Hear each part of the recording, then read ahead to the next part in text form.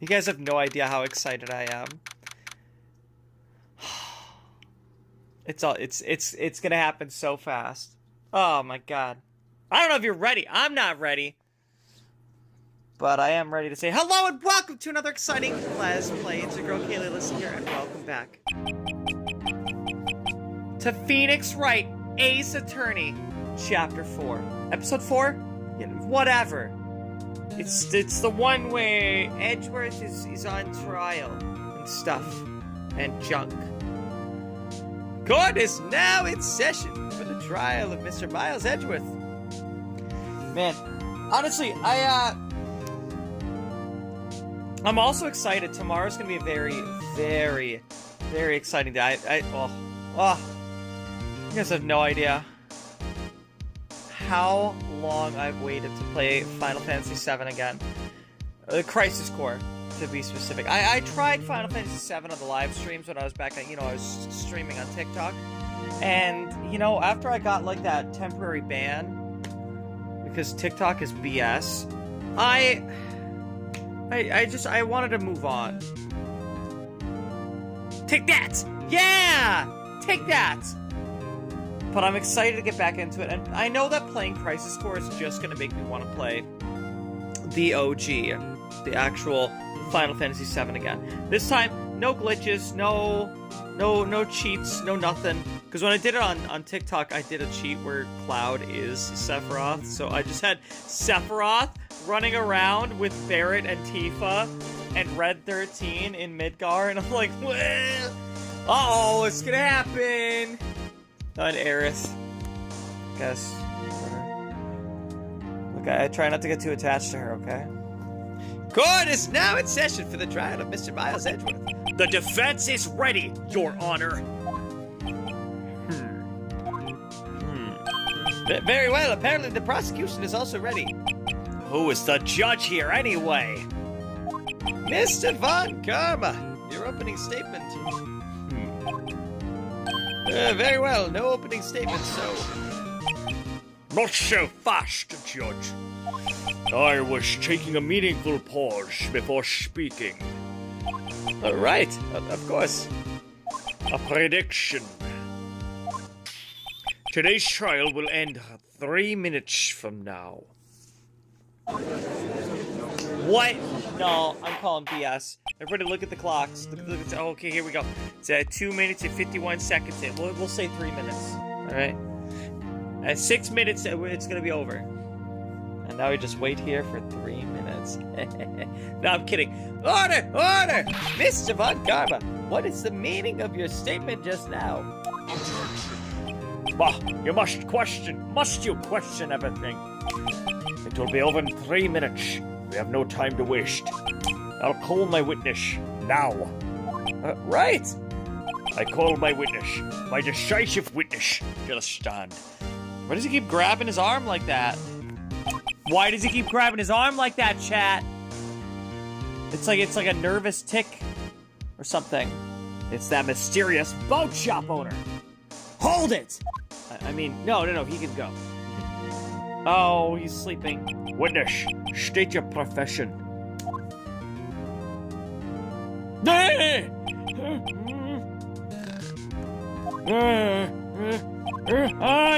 am the proprietor of the restaurant, the Wet Noodle at Gourd Lake.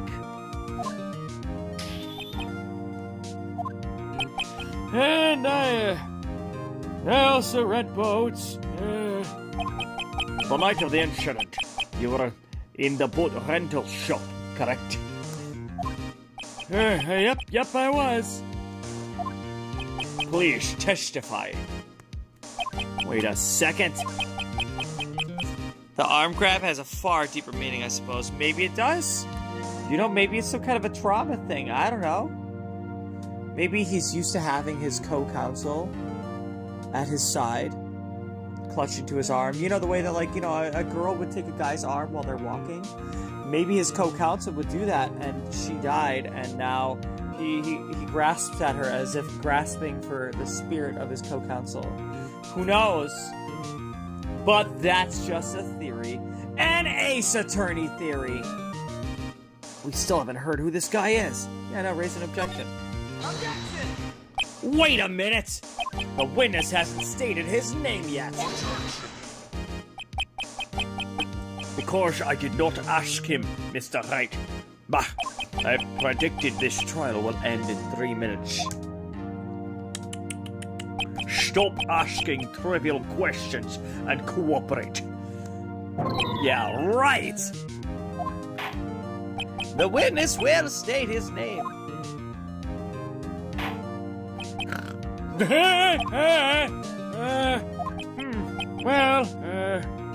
I'm not really sure.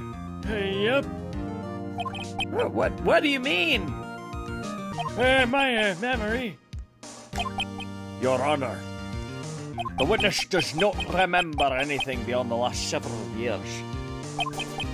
Ergo, he cannot recall his own name. He can't recall, you say? Yes, but the incident in question took place 3 days ago. He can testify. Very well. Let's hear his testimony then, shall we? Witness. It's not a reliable witness if he has problems with his memory. I get that it's his long-term memory that's a problem and not short-term memory, but still, would that not disqualify him as a reliable witness? I'm just saying. Well, it was the night of the 24th, just after midnight. Yup. I was in the restaurant where I read BUTZ as usual. Then I hear a bang. Yup. When I looked out the window, I saw a boat just floating on the lake.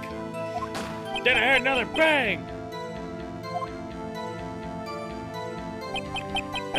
Just about then, the boat comes back to shore and man walks by my window.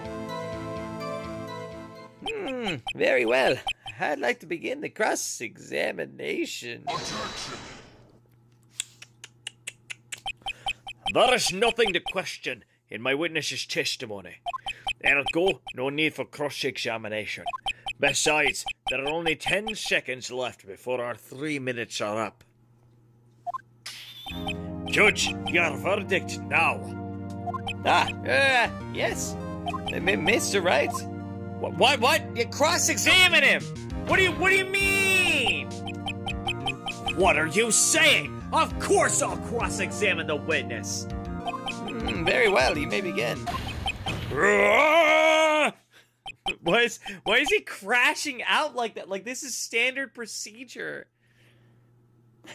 Excuse me, Mr. Von Karma. 3 minutes just passed. I see. Well then, let's just take our time.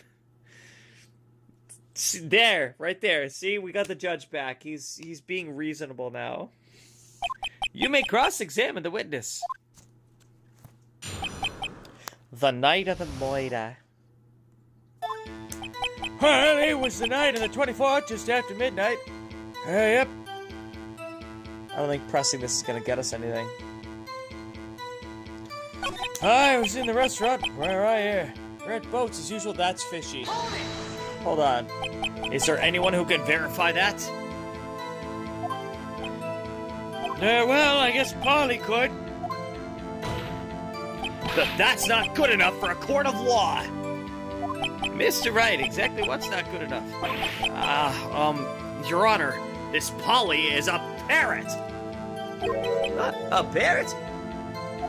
Don't be so hard on the girl, Keithy boy. Keith? The prosecution concedes that we cannot prove the witness was in the shop. Witness, please continue. I feel like we could use the names of his kids, like Keith and the other one that he keeps calling Maya. Could we not use that to figure out who this guy's actual identity is and prove it once and for all? He remembers his kids' names. I get that he doesn't remember his name, but could we not just find out if that the courtroom security guard has a son named Keith and a daughter named whatever he keeps calling Maya? I feel like we could do that. That's pretty easy, cut and dry. It's not definitive proof, but something. we could at least like look back and there'd be dental records for this guy, and then that will help us prove. Yeah, I'm just saying. Just saying. It would open the door. Just saying. Anyways, sorry. And then I heard a bang. Yep. And where did the bang seem to come from? Well, obviously it's a lake. That's a dumb question. From the lake, I figure. Are you certain? Yep. Good. Continue. When I looked out the window, I saw a boat. Just floating on the lake. Was there someone in the boat? It was pretty far out there. I couldn't see clearly. All right, good. Nope, that does track with the fog. That's good. But I figured there was 2 men out there. Yep. But you couldn't see them clearly. Yep. At the time, that is. At the time?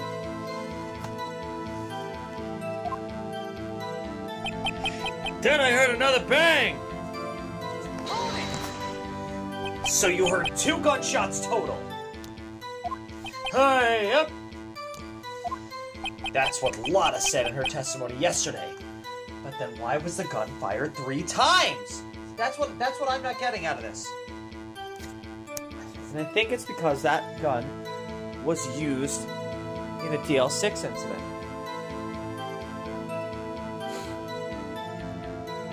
I think that's the case. Just about then, the boat comes back to shore, and a man walks by my window. Just about then.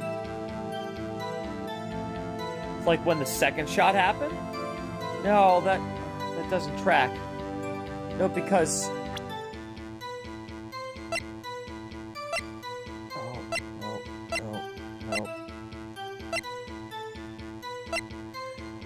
At 11:50, and that one's 12:15.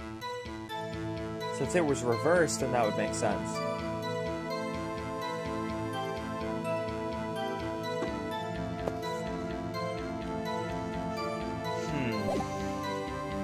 I'm gonna press. By your window? Yep, by my window. Right outside the window of my little shack. You know I sell noodles there. You rent boats. Yeah, it's both. That doesn't make sense. And could you see that man's face? Well, the fog was pretty darn thick, but he was right there in front of me. Not late. Well, I know you're talking about me because you can't be talking about you, Sky, because you're late. Late, Sky. Late. Sorry, I'm not trying to make you feel bad or anything, but you guys do it to me when I'm late. Better not be late tomorrow for the 11 a.m. stream when I start playing Crisis Core. Which, again, is just going to make me want to play Final Fantasy VII for the PS1. Okay, I'm just saying. Oh my god. I'm just saying. But this time, no cheats. I'm not going to have Sephiroth instead of Cloud. It's just going to be just vanilla OG Final Fantasy VII, okay? Yeah, this is a rather important detail. Please add it to your testimony.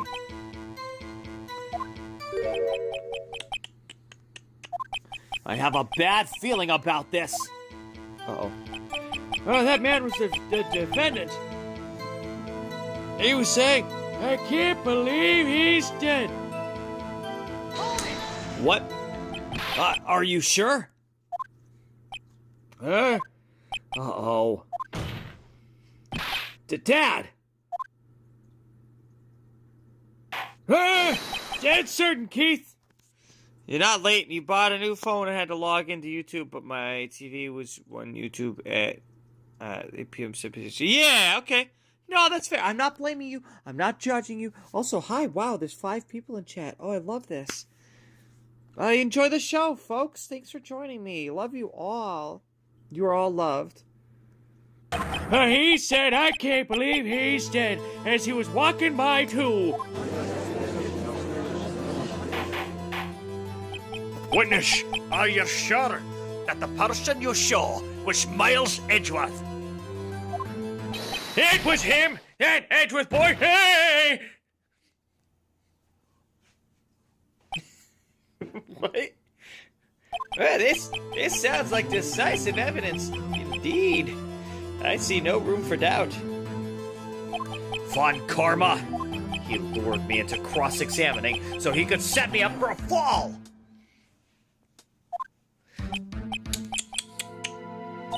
Nick! I don't like the way things are going here. Everyone in the courtroom is glaring at us. I better act quick or this trial is going to be over. Raise an objection? Yeah, I mean, why not, right? Your Honor! We proved in yesterday's trial that it could not have been Edgeworth who fired that gun. Mr. Wright, are you referring to the fingerprints from Edgeworth's right hand found on the gun? And a photograph showing a man firing with his left hand? Exactly! That is easily explainable. He could have wiped his prints after he fired. Yeah, but if he was gonna go out of his way to wipe his prints off, why would he touch it again afterwards? That doesn't make sense. He wouldn't touch it after at all, even if it was with a different hand. Because that would just draw suspicion to him. You are ignoring the truth of the matter here. Everything in this witness's testimony is true. The judge is lost in thought. What should I do?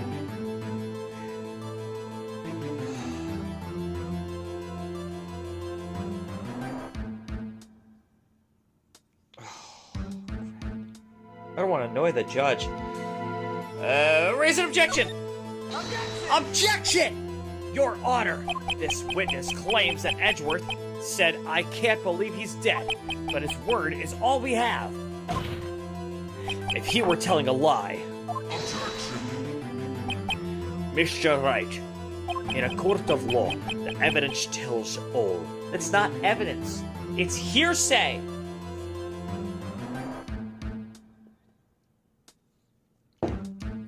Apparently, you have yet to realize even this basic fact. If you say his testimony is a lie, shows proof.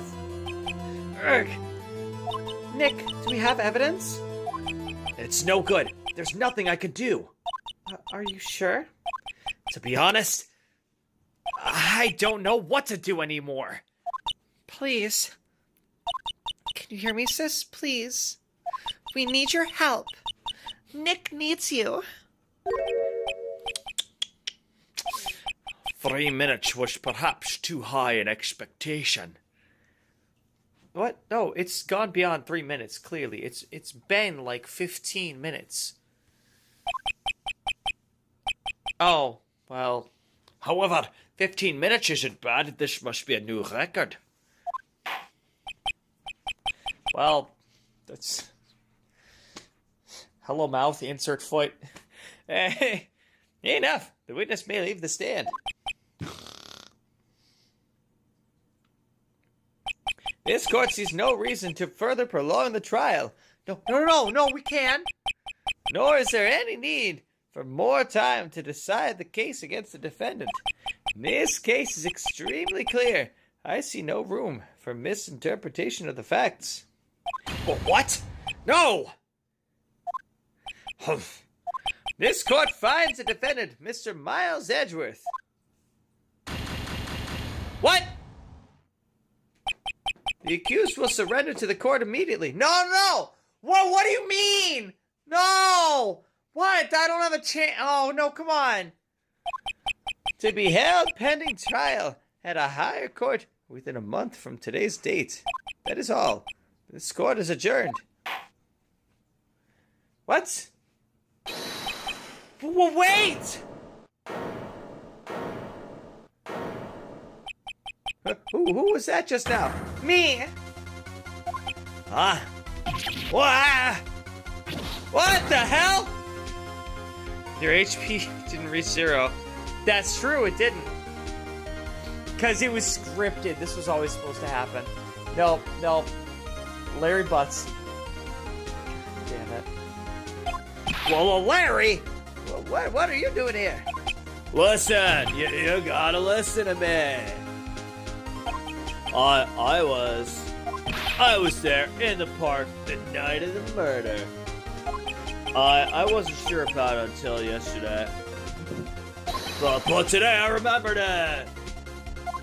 Remembered what? The gunshot. I heard it too.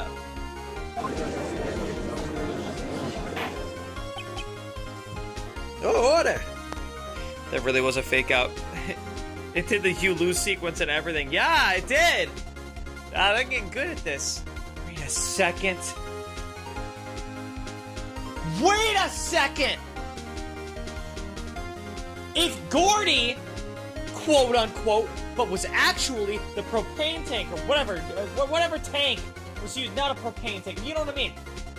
To fill up his Steel Samurai. If that tank, when it exploded, flew off into the lake, that made a banging sound, that would have set off the camera, that would have been one of the bangs. That means that one of the bangs that was heard by everyone at the lake was in fact not a gunshot. Only one shot was fired from that gun on that night. Not 2, 1.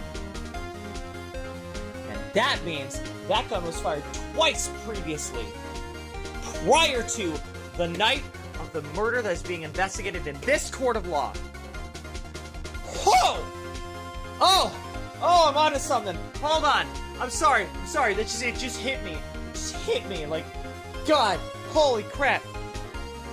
Oh, so if his blow up Steel Samurai doll in the tank, yeah, right, like, cause that's why she had the camera there. Or no, that didn't happen that night, did it? No, he was in the lake looking for it. Okay, never mind. No, I'm stupid. That happened 5 days prior. I gotta stop playing the games like this freaking days apart. Okay, nope. I just had a holy shit moment and it wasn't anything. I'm dumb. Ignore me. Chat, ignore the last 30 seconds. Objection! Yeah, no, you're right. You're right to object me. No, because that was 5 days ago. I'm mixing up my dates. I'll see myself out. I'll just put myself in contempt, okay? What is the meaning of this? This verdict has been decided. I call for adjournment. One moment, Mr. Von Karma. So you say you heard a gunshot. Sorry, remembering that he was there that night made me think that the bang from his Steel Samurai went off that night, but that's not the case. That's not why he was at the lake. He was searching for it 5 days later. Which is also weird. Oh, that's right. I heard it that night. I was sitting here in the audience listening to the testimony. Then I realized something he said was different from what I remember.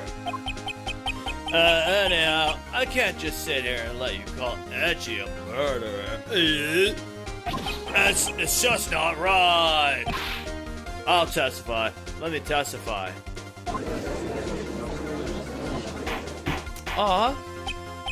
Order! Well, this is the first time something like this has happened in my court. I refuse to believe that in this world. I'm not quite sure how to proceed. Judge, you've already given your decision. The trial is over. Nick, this is it. Larry's given us one final chance at this. She's right! If only it wasn't Larry. He could make things even worse. Mr. Edgeworth was just declared guilty, Nick. It doesn't get any worse. You're right. Okay. Your Honor, if there's another witness, it is our duty to hear him speak. Right here, right now. A waste of time. The verdict cannot be overturned. Yeah, what's worse than guilty? Double guilty. Larry might accidentally get him, you might get him guilty on multiple murders instead of just the one. I don't know. I just work here. Okay? In all court proceedings, it is our duty to prevent an inaccurate verdict. In order to make sure no mistake has been made, every witness should be heard. Well, what is this? I withdraw my previous verdict of guilty. Mr. Von Karma, I order you to call this new witness to testify. Now! What? The court will adjourn for a 5-minute recess. After that, we will hear this new witness. Court is adjourned! Oh, Larry BUTZ. What a guy! I hope he shows up in the next game. I hope he does. You know, because this guy, Larry BUTZ, he's a good guy. He's a ham, but he's got a good heart. If he was declared not guilty, the judge couldn't take that back, though. Well, yeah, but also if he's declared not guilty, then I win. So, I'm just saying. I don't even know. Whew. That was close. Sorry to keep you on the edge of your seat like that, Edgeworth. Huh. Sounds like I'm making you edge. Yes, you are. I've seen worse. Yeah, right, Edgeworth. You're sweating bullets.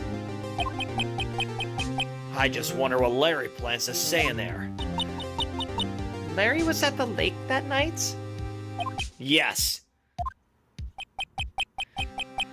He said he went looking for the Steel Samurai balloon that flew into the lake. Oh, right. And he found the balloon in the air tank that night.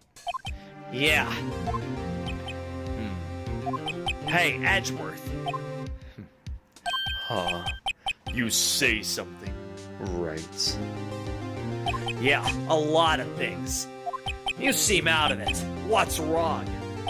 It's nothing. Mr. Edgeworth, there's something I've been meaning to ask you. What's that? Why are your fingerprints on the murder weapon? Oh. Well, that's because I'm actually Sephiroth.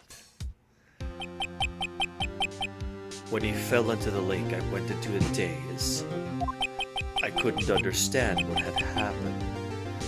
I couldn't think straight. Then I saw the pistol lying on the floor of the boat in front of me. I picked it up without thinking. I didn't have a reason, really.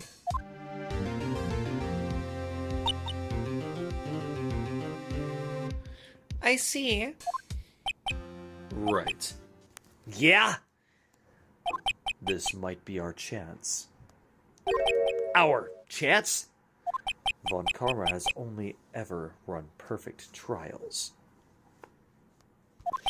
Perfect trials? Perfectly prepared witnesses. Perfectly complete evidence. That's the secret to his success. This is the first time he's ever had to deal with something unexpected. He has to let someone he hasn't even talked to testify before the court. And that someone is Larry. What are you getting at? It's likely his testimony will be full of holes, right? That's right, Nick. No 10-minute trial this time. We'll milk this one for all it's worth. Hey, it was 15 minutes. 15! Everything's on Larry now.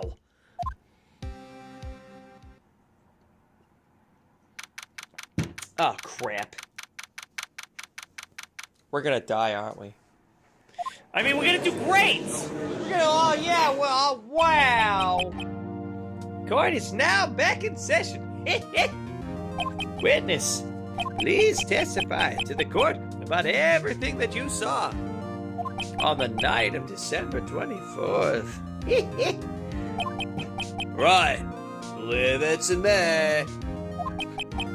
Please, Larry, don't mess this one up. I hate to admit it, but you're our last chance. Ron Karma didn't even have time to prep his witness. I just hope Edgeworth is right about this being our big break.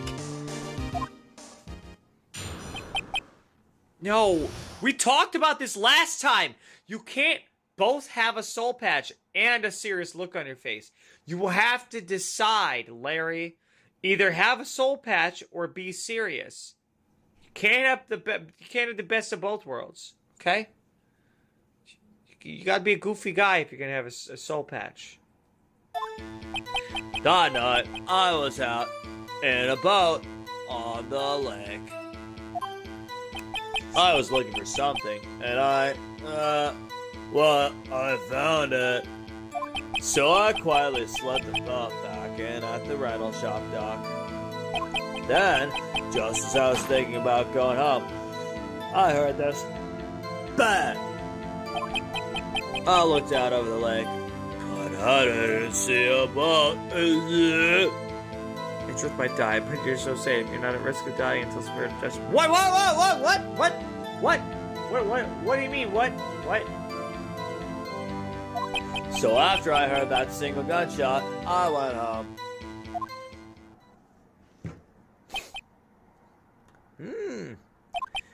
That was an unusually vague testimony, even for this court. In any case, Mr. Wright, you may begin your cross-examination. Yes, Your Honor. What's wrong, Nick? It's Larry. I have no idea what he's going to say if I press him. I'm a little scared. Well, we've come this far. There's no way to go but forward, Nick.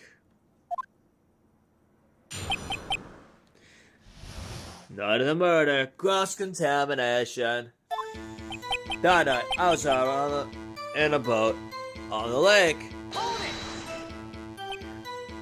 Something wrong, Mr. Wright? There were so many things wrong, I don't know where to begin. Oh well, okay, first of all, what time was it? It was after 11 when I went out in the boat. By that time, everyone had gone home for the night.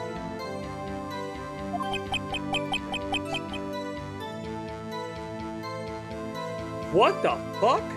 That's crazy talk. Spirit of Justice Phoenix is defending clients in a new country with a rule the lawyer gets the same punishment as the client if found guilty? That's fucking nuts. That's nuts. That's fucking nuts. They're freaks. They're all freaks. Sorry. Anyways. So I waited until the coast was clear, so to speak. And why were you out on a boat at such a late hour? I was looking for something, and I found it. Looking for something? Yeah. Mr. BUTZ, what was it you were looking for? What the witness was searching for is irrelevant. Most likely he was hunting for this gourdie. That's surprisingly close to the truth, in a sense. Yeah, because technically that's what people viewed as gourdie, was the Steel Samurai blow-up doll. A blow-up doll sounds bad. This is all irrelevant. No, you're right, it is irrelevant. I should stop talking about blow-up dolls. Steel Samurai or otherwise. Let's get this over with. Okay, right, sorry. So I quietly slipped the boat back in at the rental shop dock. Around what time was that? Well, let's see. Figure I was out searching for about an hour. I guess it was around 12. Yeah. You're not sure? Hey, don't give me that face. I'm not some sort of human sundial, okay? People use watches these days, Larry. Then, just as I was thinking about going home, I heard this bang.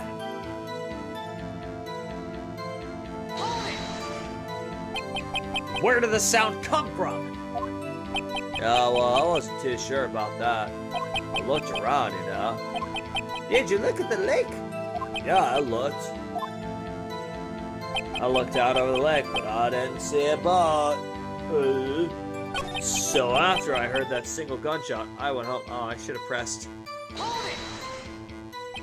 So you only heard one bang, correct? Yeah. Huh. Well, Nick? It was a pretty wishy-washy testimony, wasn't it?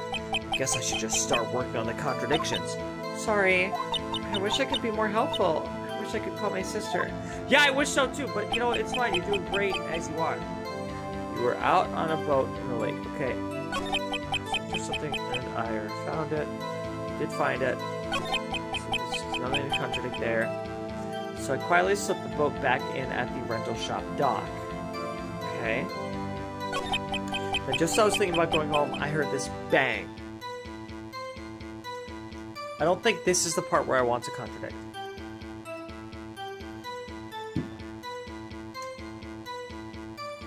I looked out over the lake, but I didn't see a boat. So after I heard that single gunshot, I went home. I think this is it.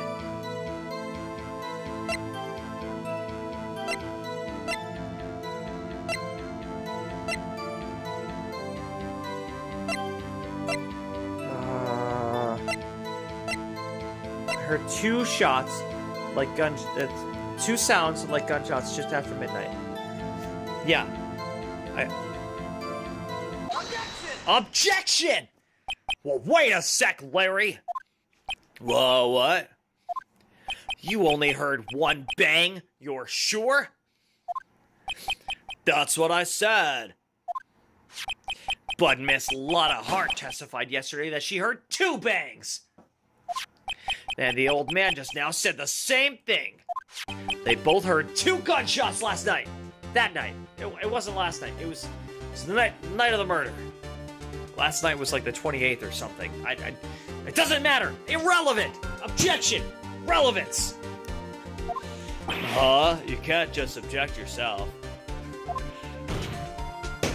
Were you even listening? Were you paying attention at all to what they said? Yo, Nick, please. Huh? You know, something's been bothering me.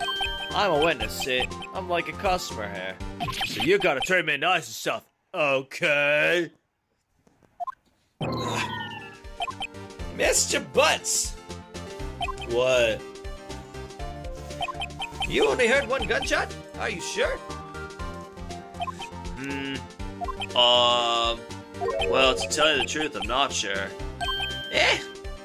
Not sure? How could you not be sure? Yeah, well, I might have missed the other gunshot. I was, listening to something else. Something else? My radio, dude. With my headphones. Oh my god. You know, you could have mentioned that earlier that you had headphones on. Oh, okay. Yeah, no, that's great. That's great. It's wonderful. It's perfect. That's, would have been helpful. Okay. My radio, dude. With my headphones. What? Order! Order! And stop that booing! Yeah, chat. Stop booing, chat. All that work for nothing. Nothing! But Mr. BUTZ, you were listening to the radio with your headphones? Yeah, so what? That a crime? No, but we are investigating a crime. One that requires you to be able to hear the sound of gunshots, although, you know, I gotta say, I never had any headphones back around that time that, would have blocked out a gunshot. Then again, maybe I'm cheap. Who knows? I'll listen to my radio. Everybody listens to the radio. What's the big deal? Not everybody listens to the radio. I don't listen to the radio. I mean, I'll have it like it's on in my car and like until I get my phone to connect to the Bluetooth, which takes 15 seconds, give or take, while I'm in the car. Then, yeah, I'll listen to, a local radio station that is, it's run by a college locally, and so it's always something different. It's really weird stuff too. They got a really weird schedule with that. Anyways, But I don't go out of my way to listen to the radio unless, like, I have to. I'll just pull up, like, YouTube and listen to a playlist on there, you know, of some, like, vaporwave or some city pop or some jump style or some gent. I know gent isn't technically a musical genre. It's a sound, but you all know what I mean when I say gent, okay? And if you don't, you should listen to gent. It's great. It's so good. Anyways. Wait, what did you say? I was so great at this game, it made me go to law school. Big mistake. I dropped out after 3 semesters. You went to law school? That's crazy. I didn't even go to school. So, that's impressive. Yeah, I'm a dropout. I mean, I completed high school, and then I did 3 weeks in community college and was like, this is dumb. I'm moving to the coast, and I'm going to do drugs. And then I did for like 5 years, and then I was like, I'm done with this. I'm going back home to live with my dad. At least you didn't go to crime school. That's true. Going to law school is better than crime school. Yeah. I went to crime school for a little bit. Mr. Von Karma, your opinion? Waste of time. I do not accept this witness nor his shoddy testimony. Well, Mr. Wright, should we continue the testimony?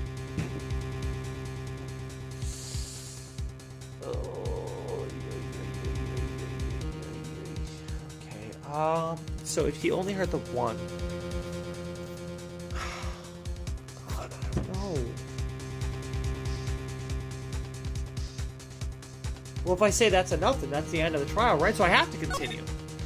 Your Honor, please. Please allow the witness to continue his testimony. Yeah. Bah! Nothing is more pitiful than a lawyer who doesn't know when he's lost. Very well, Mr. BUTZ. Please give your testimony and be sure to include details like your radio. Right, leave it to me. I wouldn't if there were any other way out of this, believe me.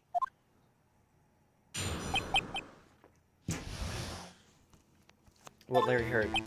It's lonely being alone on Christmas Eve.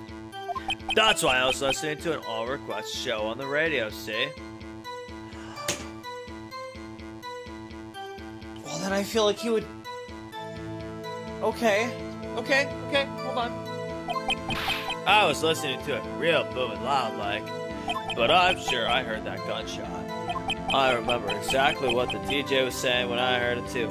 What happened to his girlfriend? No, his girlfriend is modeling overseas. You mean Beyonce?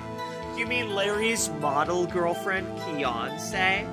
Yeah, she's modeling. She's at a modeling gig overseas. Yeah, it's probably some kind of Christmas photo shoot. It's cool.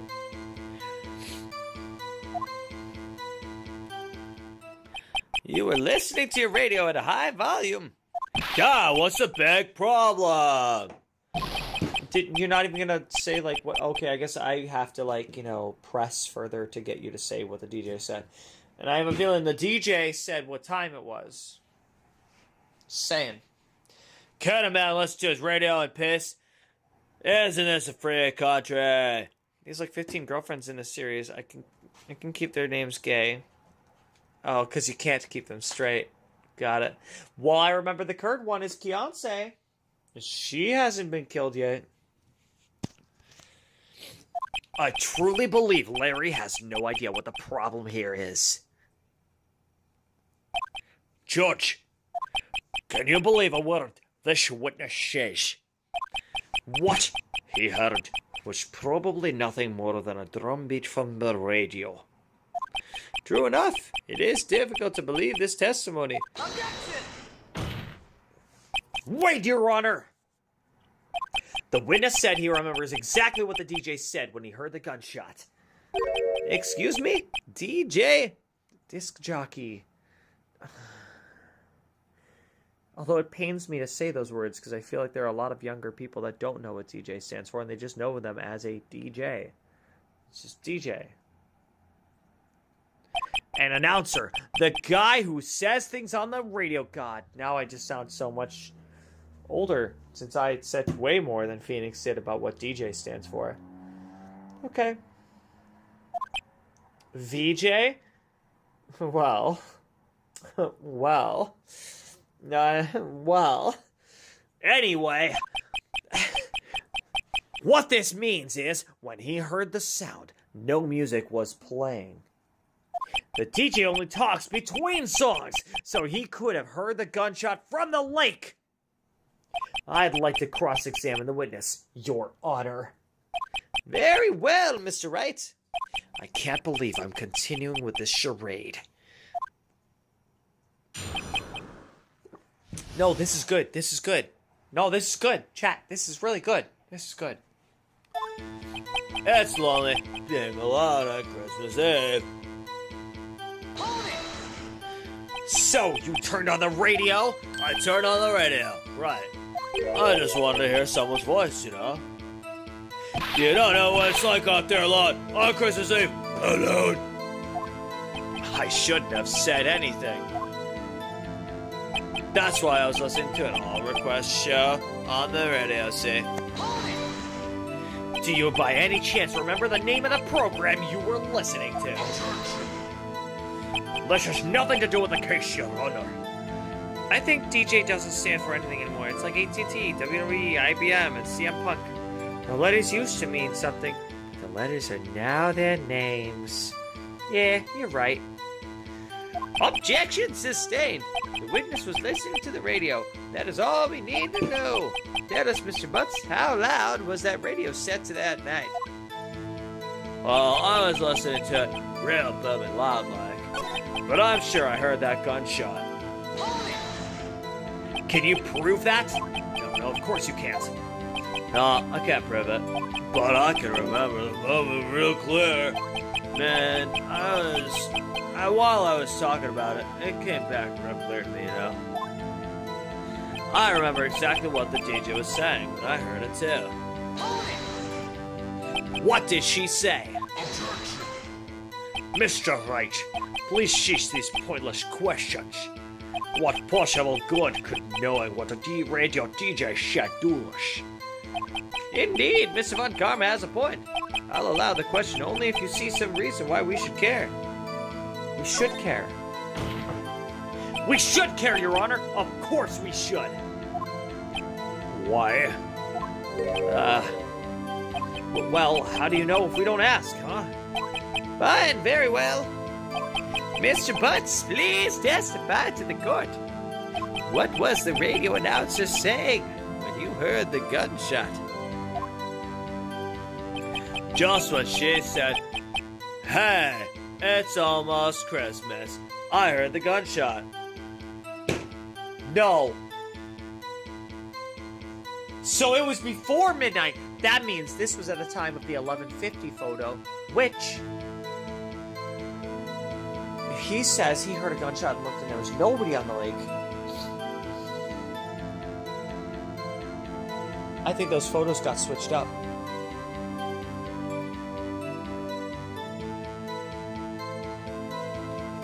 I think the photos got mixed up. And the one where nobody's on the lake is at 11:50.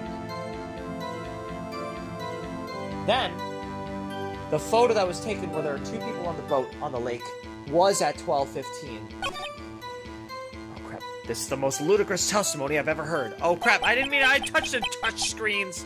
But there is one gleaming ray of hope in there. I've got to press it until we get to the bottom of what happened. Oh. Go on. I was listening to it real booming loud like. I'm sure I heard the gunshot. I remember exactly what the DJ was saying too.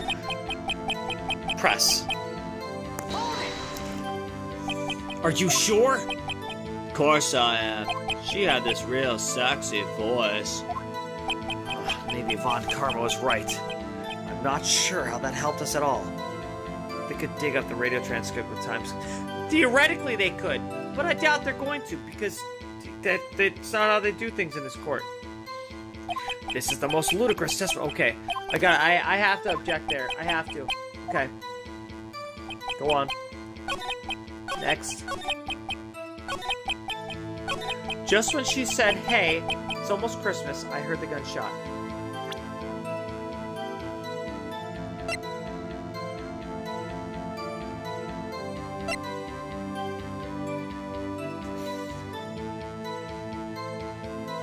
Do I present the second lake photo? Which would be at 11:50. Because that would have been the first gunshot. That would have been the sound that he was hearing. Can last longer than 3 days. Yeah. Otherwise...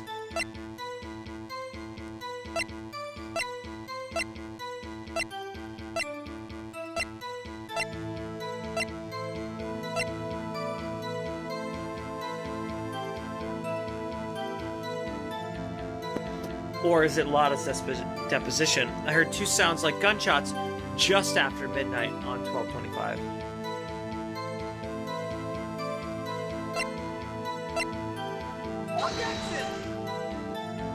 Nope. Oh god, I'm gonna lose life points.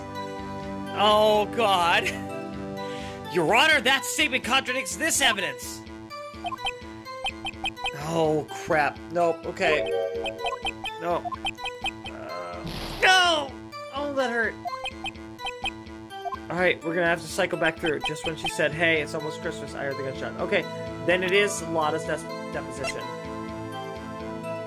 I heard 2 sounds like gunshots just after midnight. Yes! Larry, are you absolutely sure what you're saying is correct? Huh? What's that face? You look scary, dude. Hey, if you're trying to scare me, you better know I don't scare that easy. Is something the matter, Mr. Wright? Your Honor! Did you hear what the witness just said? The DJ said, hey, it's almost Christmas, when he heard the gunshot. Indeed, and almost Christmas means it wasn't Christmas. Do you realize what this means? When he heard the gunshot, it was still Christmas Eve. That would seem to be the case, yes? But that contradicts the 2 testimonies that we have heard so far, Your Honor. Both Miss Hart and the old man said it was after midnight when they heard the shots. In other words, when they heard the gunshots, it was already Christmas. That is a clear contradiction, Your Honor.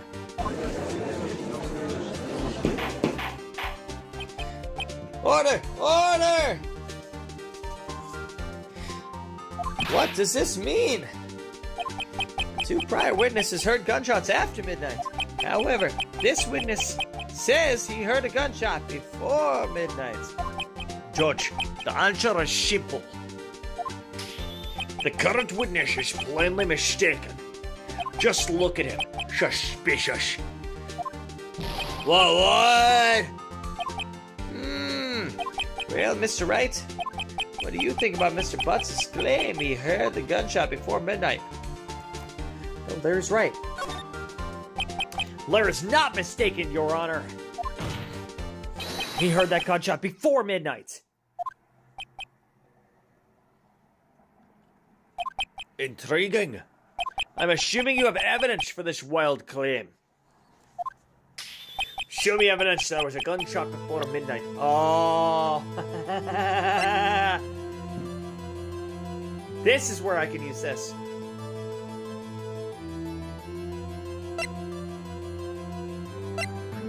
So yeah. Yep. Taken automatically. There we go. Take that! Look at this photograph. Every time I do it makes me laugh. This was by our witness yesterday.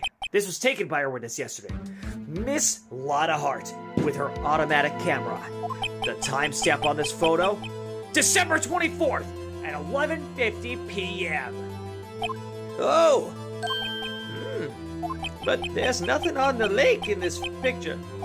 Your Honor, the real issue here is not why nothing is shown in this photograph. It is why this photograph exists at all. What do you mean?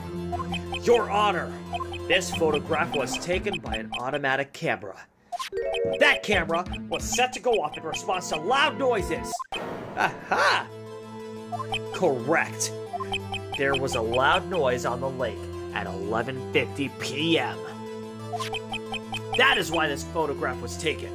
In other words, when Larry heard that gunshot, it was most definitely still Christmas Eve. Indeed, it would seem that is the case. Then, where does that leave us? Oh, Judge, you simple-minded fool. Miss Hart testified that she heard gunshots after midnight. Are you claiming she was mistaken? Not at all, Your Honor. In fact, it is a fact that the camera also triggered at 15 minutes after midnight. Your Honor, that night there were 2 sets of gunshots with a 25-minute pause between them.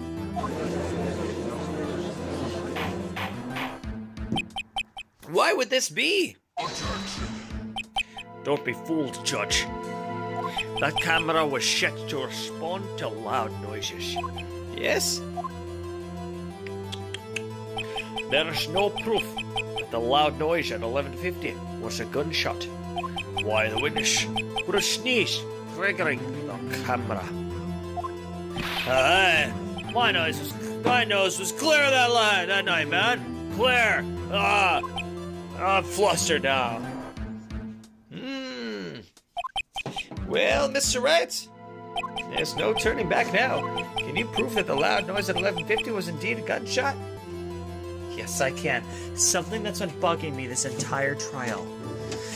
As to why everyone keeps claiming there were 2 gunshots when there were 3 bullets fired. Because 1 gunshot was before midnight and 2 were taken after. So I'll provide the gun.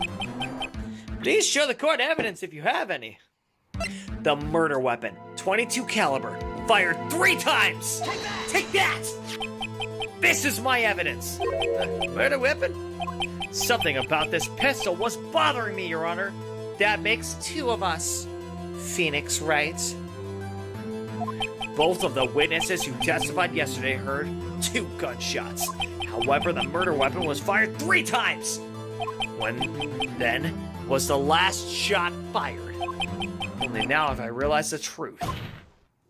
The 3rd shot was the shot Larry heard just before midnight. Which makes it the 1st shot, I might add. Order! Order! That would make sense of the evidence we've seen so far. However, this leaves me wondering exactly what did happen that night on the lake. Exactly. If this is true, there were 2 sets of gunshots separated by 25 minutes. One at 11:50. Another at 15 minutes after midnight. Why, I ask you, why? Uh-oh. I'd better think of something quick. Wait a second. Gunshots separated by 25 minutes. Ah! Well, what's wrong, Nick? I have it! I have it! Huh? Remember the case with the Steel Samurai? Oh, yeah, of course I remember. The murderer in this case had the same idea as the murderer in that case. What do you mean? Maya! Yes? If we don't figure this out now, we'll never overturn Edgeworth's guilty verdict! I've got a hunch and I'm gonna run with it. Right. I mean, is this safe? Safe! We've already gotten a guilty verdict. We have nothing to lose. The victim in this case was the one with the gun.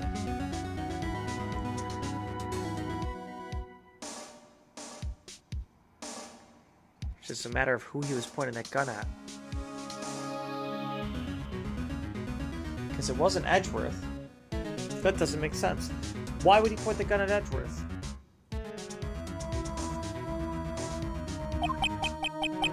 You just watch and let me know if I say anything that sounds fishy. Okay? Right, Nick. Your Honor! Yes, Mr. Wright. The testimony just now has cleared up the entire case. I feel like Nick knows more than I do at this point. I've lost the plot. What do you mean, Mr. Wright? So, you finally realize the truth. There can be no other murderer than Miles Edgeworth himself. Wrong, Von Karma. Man was shot that night, but it wasn't Edgeworth who did the shooting. Listen, rookie. Take a deep breath and consider the facts. Why are you grabbing your arm like that?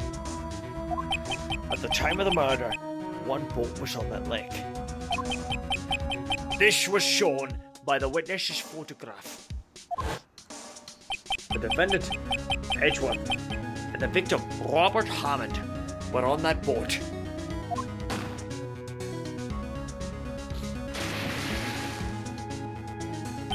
There was a gunshot fired on that boat, and Robert Hammond fell into the lake. The distance of the shooting was 1 meter. It couldn't have been suicide. Well, The guilty party has to be the other man on the boat. I admit, it is hard to imagine any other possibility. Yes, but this assumes that the victim was shot at 15 minutes after midnight. What do you mean by that, Mr. Wright? We have photographic evidence of the time of shooting.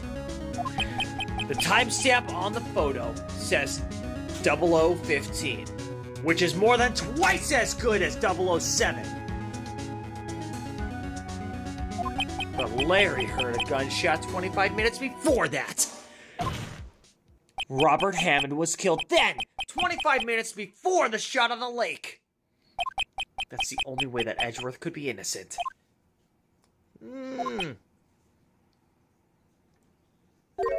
Mr. Wright, Are you quite mad? explain who the two men on the boat were.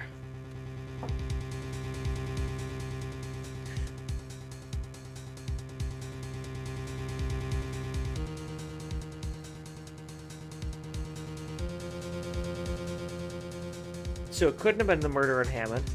We just established that Hammond was killed at 11:50. It's the only way to secure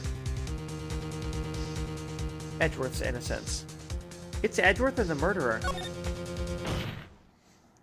Of course, it was Edgeworth and the murderer! After the murderer was killed, Robert Hammond at 11:50, he assumed the guise of Mr. Hammond and met Edgeworth. Edgeworth have not seen Mr. Hammond in how many years? So he didn't know who he was looking for. He didn't know what this guy looked like. He hadn't seen him since he was a child. It had been that long. What, 15 years or something? 16 years? Yeah, 15 years ago, I think. I think that's the case. It was 15 years ago that the L6 incident happened. He doesn't know what this guy looks like. Because even then, he was a kid. He was literally a child. He wouldn't remember what Robert Hammond looked like. I don't recognize what he would look like 15 years later. What? Are you serious? Yes, Edgeworth won't tell us why he went to the lake that night. However, I have a hunch. That night, Robert Hammond called Edgeworth to the lake. Now, Edgeworth didn't know Robert Hammond's face that well. That's what I just said. That's what I just said! That's why he didn't suspect anything when the murderer took Robert Hammond's place. I'm not sure what to make of all this. Because Robert Hammond knew. Robert Hammond had figured out who was behind the DL6 incident. And the real culprit behind the DL6 incident is the murderer in this case. No, it makes way too much sense. Like, it's all starting to come back to me. Ludicrous. The rapper? Mr. Wright. Tell us the name of the murderer then. The murderer's name? Right, it's don't know. It's definitely not one of those two. Actually, I don't know the murderer's name. You don't know? Ah, again, you wished my time. I don't know because he never told us!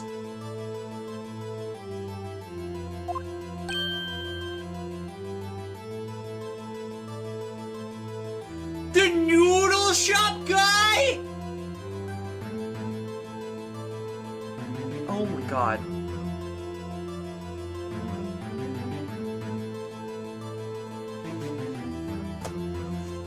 I need a second. I lost the plot. At this point, I'm just riding on Phoenix Wright's coattails at this point. Yeah, I beat this game a year ago, but I don't freaking remember this episode. I don't remember this episode, okay? I'm sorry, chat. That's why I drink while I'm gaming, so that I can play these games again later. I thought you knew that. I don't know that! No, I forgot! That's why I drink while I'm gaming, so I can play games like this a year, 2 years, 3 years from now and not remember what actually happened. Okay?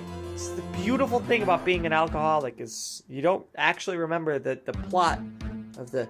You said it was him last session. I said I knew he was involved. No, I knew that he was the guard. I didn't know he was the one who shot Hammond. I didn't know that part. I knew he was involved with the DL6 incident, but I didn't know he was the one who shot Hammond. Was he? There's no way. Wait, the noodle guy shot Hammond? Because that's what I'm confused. Is that what we're implying here? Is that the noodle shop guy shot Hammond? I just knew that he was the frickin' guy that was in the elevator with little kid Edgeworth and his dad. I'm very confused right now. Just continue. Yes, you're right. The murderer is the caretaker of the boat shop. That old man! At 11:50, he was the one who killed Robert Hammond. The caretaker of the boat shop? Where did he do this? There weren't any boats on the lake then. Why would he have to go all the way out on the lake just to shoot someone? May I suggest that the real scene of this crime was not on a boat? What? Well then, where did the murder take place? Show the judge. Took place? It took place right here. Take that! Here, of course, the boat shop where he lives. That way he could meet with the victim without anyone seeing. Objection! Your proof that the boat shop was the scene of the crime. Recall Larry's testimony, if you will.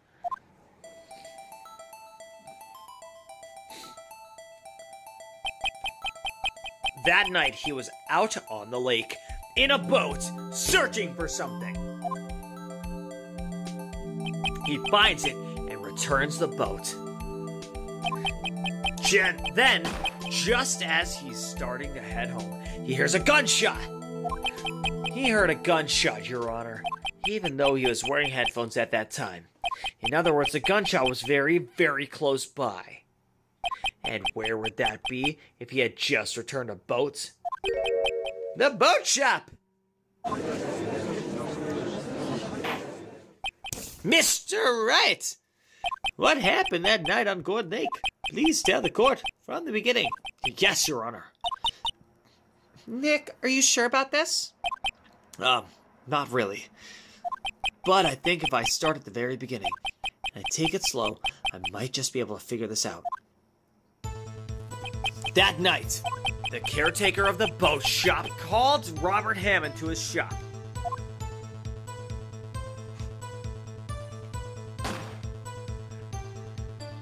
This was around 11:50. That was when the gunshot that Harry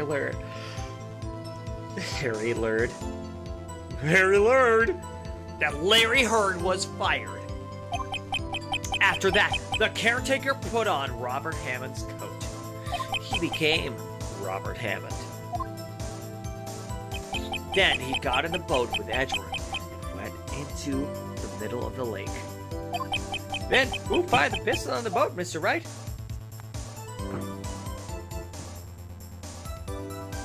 the boat shop caretaker. Of course, it was the murderer who shot the pistol. He shot twice. Both missed Edgeworth. On purpose. Wait a minute. Yes? Why would he shoot twice if he didn't mean to hit anyone? Details. Know this, Mr. Wright. The moment you run out of explanations is the moment you lose. Tell us why the murderer had to fire twice. To create a witness. I believe he shot twice to create a witness, Your Honor. Create a witness? The murderer lifts his pistol, fires one shot. That ensures that anyone who heard that shot would look out to the lake. Indeed, Miss Hart did exactly that. After hearing the first gunshot. Next, the murderer waits a bit and he fires again. Then,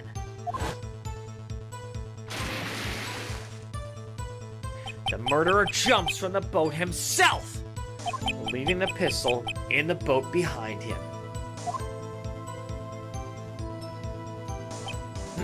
I see. To someone looking from the edge of the lake, it would appear that one of the men on the boat has shot the other.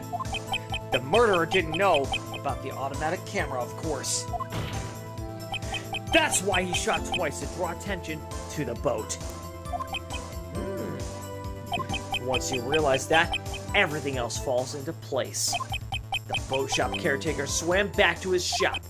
Then he put Mr. Hammond's wet coat back on the body and threw the body into the lake. This is what happened, Your Honor. These are the events that transpired that night on Gourd Lake.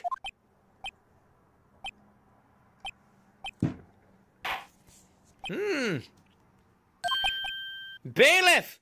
Bring out the witness from before. The boat shop caretaker, quickly.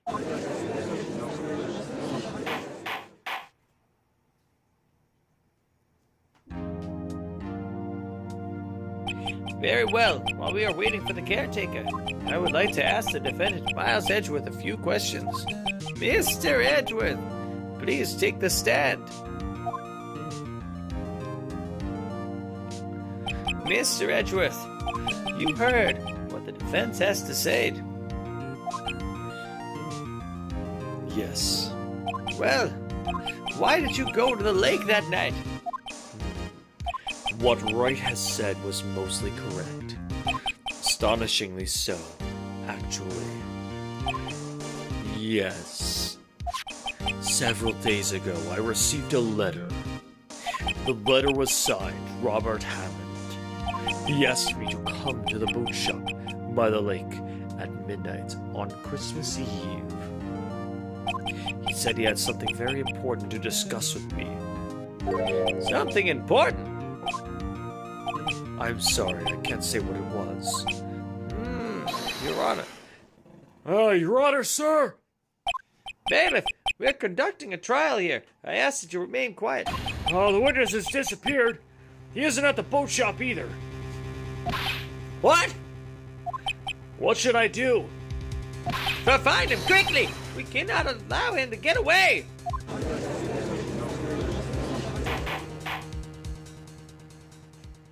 Seriously?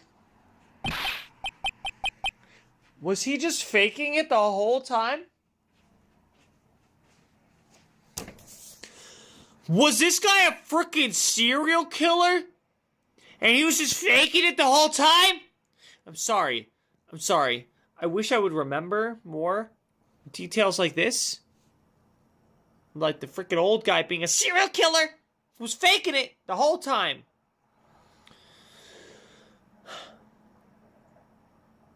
But, yeah, I don't remember that bit from when I played it last. Okay. Anyways, Mr. Von Karma, your witness has disappeared. He's actually Slenderman in disguise.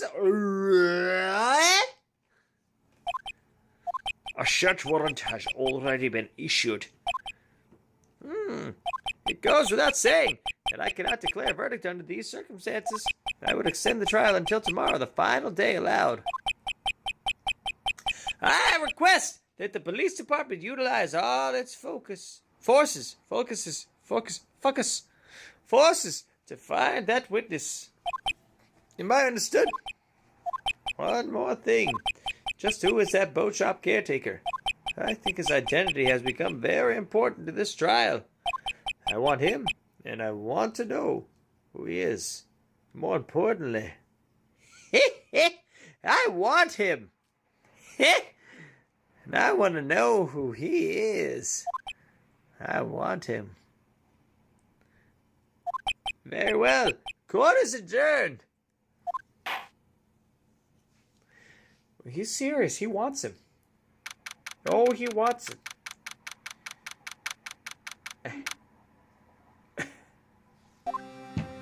Yay, Nick, you did it. Yeah. Well, at least we got out from under that guilty verdict. And what about Larry? That was something else. Even when Karma didn't know what to do with his testimony, Larry really helped us out. Sure, once I sifted through his unique testimony. Still, It did save us. I just wish our cases weren't so down to the wire all the time. I know what you mean. Sometimes I feel like it's on us. It's us on trial, instead of our clients. Hey, Edgeworth. Mr. Edgeworth? Did you say something? Don't look so pained. I mean, it looks like you're probably going to get off the hook. You could try to smile a little. Just a little. Relax. I'm sorry, but I fear it's not over for me yet. What do you mean? Right. There's something that's been troubling me for a long time now, and I don't know whether or not to tell you. Edgeworth? No. There's so little from time left. I want to tell you, to get it off my chest, but I can't make up my mind. What is this about, Edgeworth? It's a nightmare I've had. A memory of a crime that I committed.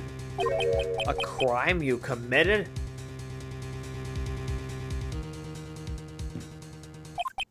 A memory of a murder. Oh my god! Oh, it just came back to me. Oh, crap! Oh, that's fucked up. No, I just remembered what it's about to reveal. Yeah, I'll see. Yeah, sure. Good God. Oh, shit. That's messed up. Capcom, that's messed up. That's messed up, Capcom. That's messed up.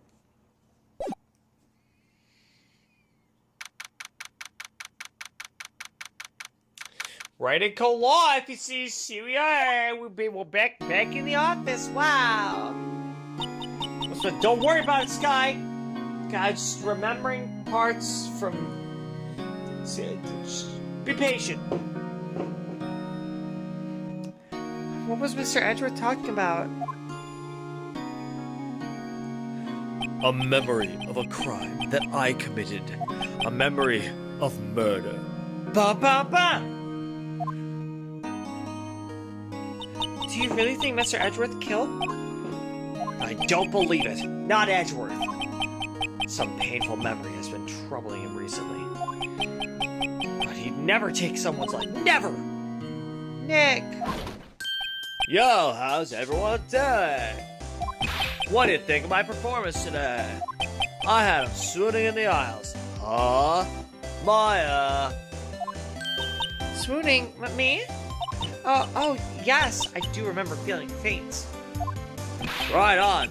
Tell me the truth. It was like love at first sight, right? Right, Nick?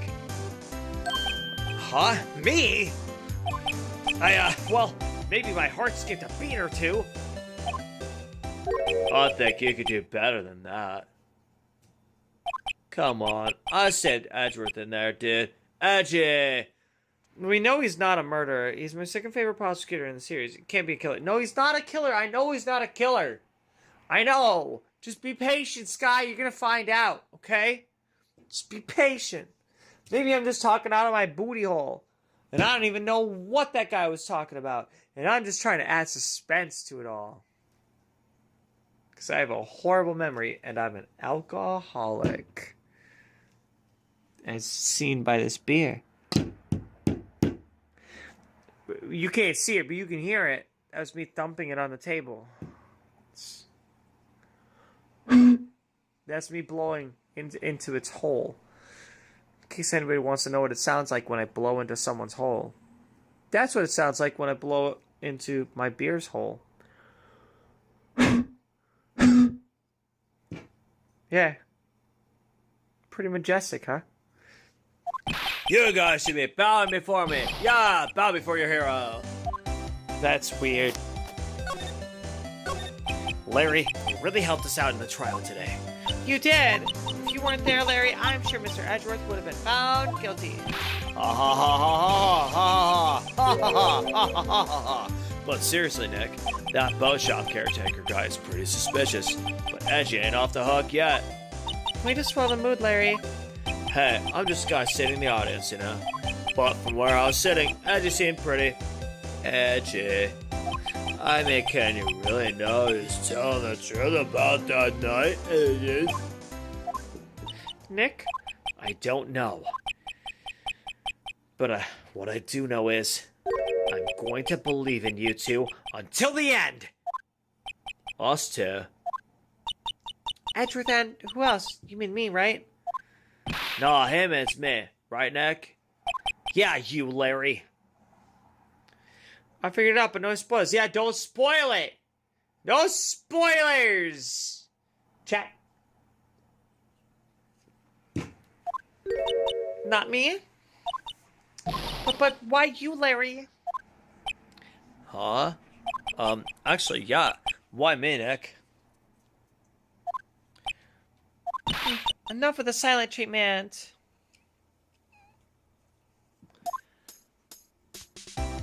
You know what? I'm just gonna move. Because this isn't helping me at all. I gotta go to the Gourd Lake entrance. We gotta do some more investigations. Hi. Hi. Sorry, my cat was talking to me. Hey. I love you. You're funny. I don't even, did you guys even hear her? Hey, pal! Long time no see! Wow! You could hear the cat? Oh my god. She talks to me! I promise you guys, I had a cat. I wasn't lying about that. She talks to me, and she does a little call and response type deal. I'll be like, hey, and she, you know, you can have full conversations with the cat. Listen, she'll respond. I wasn't expecting Detective Gumshoe, though. Yeah, close one today, eh? I get so worked up I snipped my tie in half. Sorry about that. No prob, pal. I'll just bill you. Yeah, thanks to you, we know who really did it. You mean the boat shop caretaker? Yeah, look, I'll make you a promise. I'll have that scoundrel in my custody by trial time tomorrow. Come what may. It's my duty to you as a police officer. Now I'm out to catch me a criminal. See? Detective Gumshoe sure is active today. Oh, one other thing. Beep. No one can go into the woods today. The woods? Were a lot of us camping? Yeah. The woods are off limits to camping, and apparently the park ranger found out. He got pretty mad. No one can go in for a while. I guess Lotta's in a lot of trouble.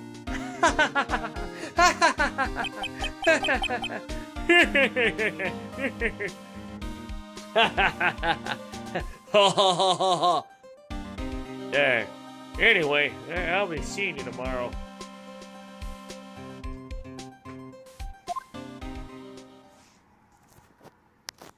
Well, I can at least go to the public beach. Oh my god.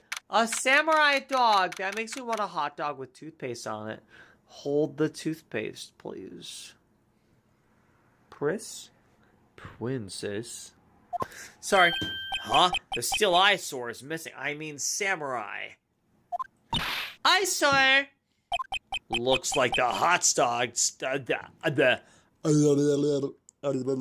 How now, brown cow? Unique New York. Unique New York. Looks like the hot dog stand is closed too. I guess Larry's too busy worrying about Mr. Edgeworth to show up for work. Well, this is obviously where I want to go. Obviously, this is where I want to go. Okay? It's got to be littered with clues. We just determined that this was the scene of the moida. And coincidentally, where the moiterer lived. Of course we're going to go rent a boat. We're going to rent a boat!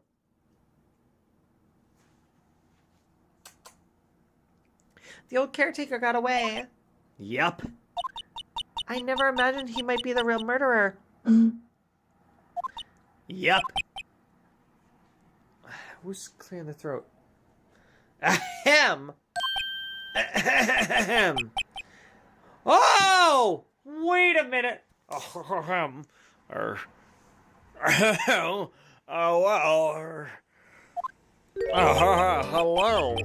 What might you be doing here?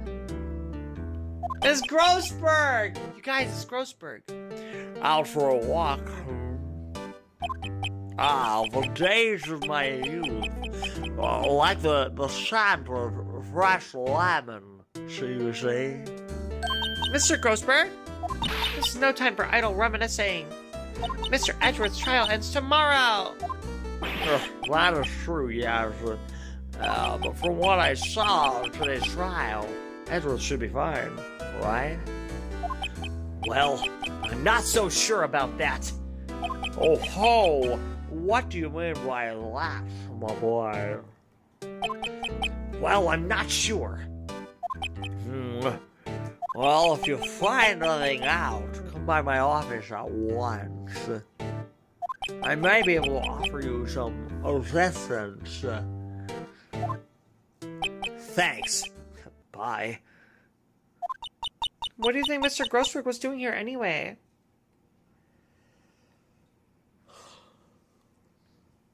Who knows? We're gonna move inside.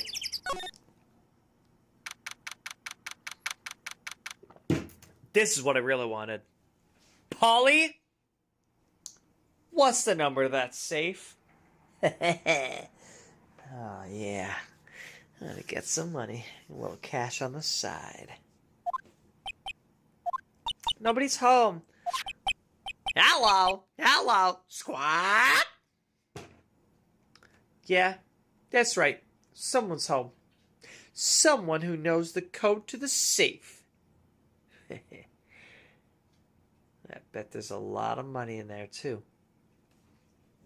Hey, it's Polly! It's not stealing if somebody gives you the code to it, huh? It's basically permission to take whatever's inside.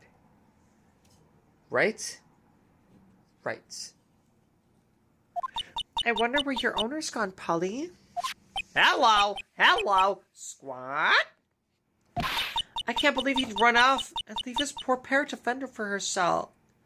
Yeah, no, that's fair. Like, parrots live for, like, 80 years or something. And, like, you grow a bond with your parrot, okay?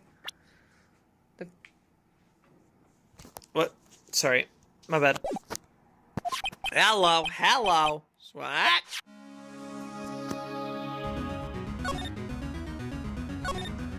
This reminds me, Nick. Polly here knows the number to the safe, right? Yeah, of course, that's gonna be the first thing I click on. Come on. Get out of here! Yeah, that's right. Polly, what's the number to the safe? 1228. SQUAWK. Let's open it, Nick. Come on. I'm sure there isn't any money in there. Aw. But hey, it's locked, right? So there must be something of value in there. I'm not so sure. Okay, Nick, let's see what's in there. I guess there might be a clue or two. Bond? James Bond? I'm not buying a parrot. I don't. Is that a reference? Ah! Whoops. I guess there might be a clue or two. The only thing in here is a letter. A letter? Huh? Boring. There's no name or signature on this thing.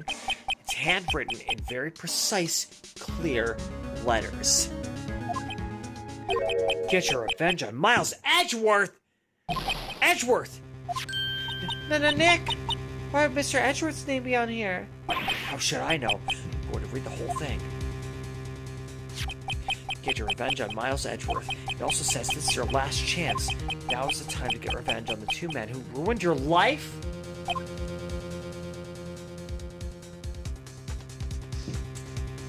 The rest of the letter goes on to describe the murder plot in detail. How to kill Robert Hammond and frame Edgeworth. Calling Edgeworth out to the lake. Getting on the boat, firing twice. That's exactly what I figured out today in court.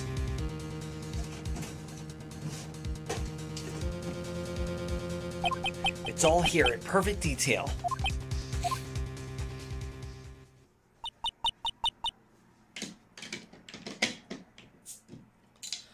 What do you think it means, Nick?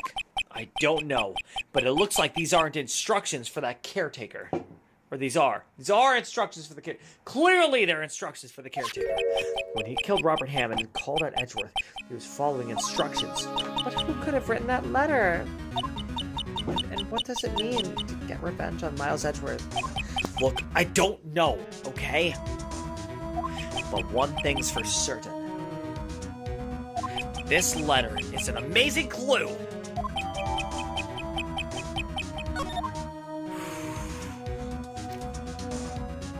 Well, now what? Maybe I should take care of Polly, Nick. You probably shouldn't just kidnap her. The police know about her anyway. I'm sure they'll do something. Well, okay. Sorry, Polly. He says I can't take you. Great, now that bird's gonna hate me. I think that's all that I can get here. Caretaker was accused of murdering Papa Edgeworth, and Edgeworth was the only person around. Caretaker did kill Papa Edgeworth, and wants Edgy to spend prison time like he did. Just a theory. An ace attorney theory. Yeah, no, you're probably right, and there was probably somebody else involved somehow. Didn't the murder take place on an elevator? With only the three of them inside. Unless the murder happened right before the door closed. Or right after the door opened. It's a thought. Okay. Let's go to the public beach. We'll move to the Gourd Lake entrance. We'll move to the... Let's... Criminal Affairs Department. Whoop! Maybe this is something. I don't know.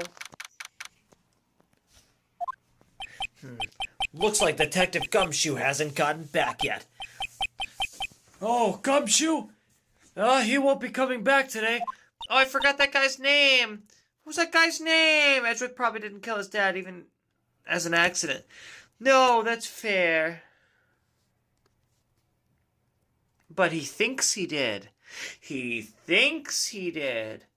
And that's the tragic part about it all. Is Edgeworth thinks he killed his own dad, I think. I think that's what we're gonna stumble across that plot line coming up pretty soon. Is that Edgeworth thinks he killed his own dad. But the security guard who was in the elevator with them took the fall for it. But a third party altogether did the actual crime. Yeah. Which is just cruel for a kid to think he killed his own dad. Yeah, he said there was some guy he had to arrest by tomorrow.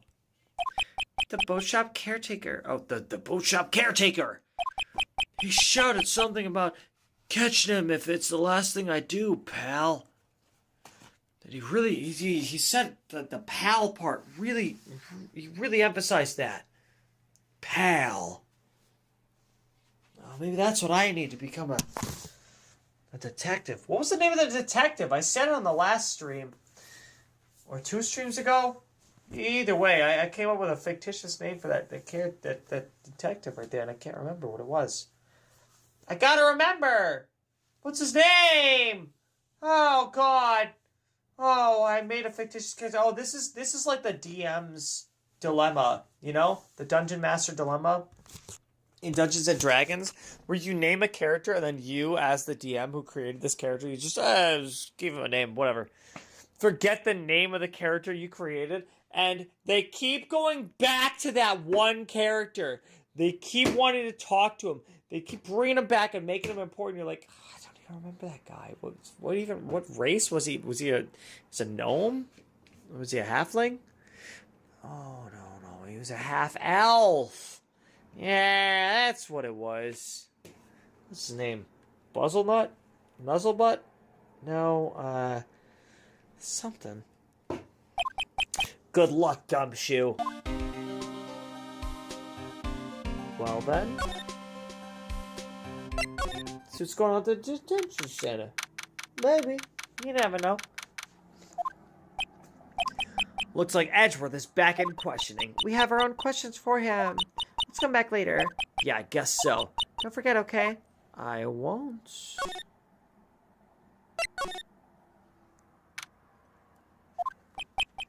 He's out. Again.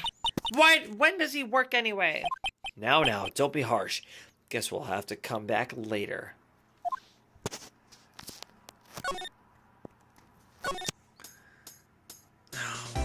Larry! You're no good. I don't know where to go or who to talk to. Crap.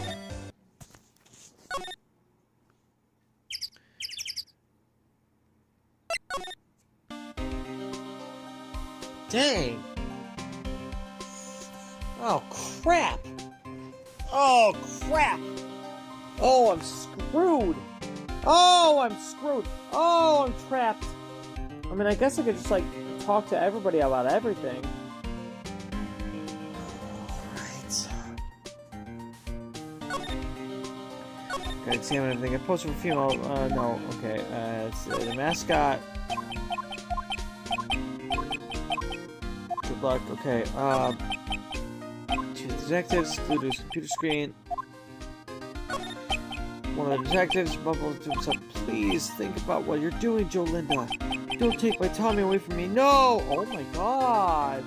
His wife is Jolinda, his son Tommy? Oh no. Just doing image training for a nasty divorce argument. Oh, he's just practicing. Detectives, okay, and that's the last thing that's here, right? Yeah, let's go back. We'll move to...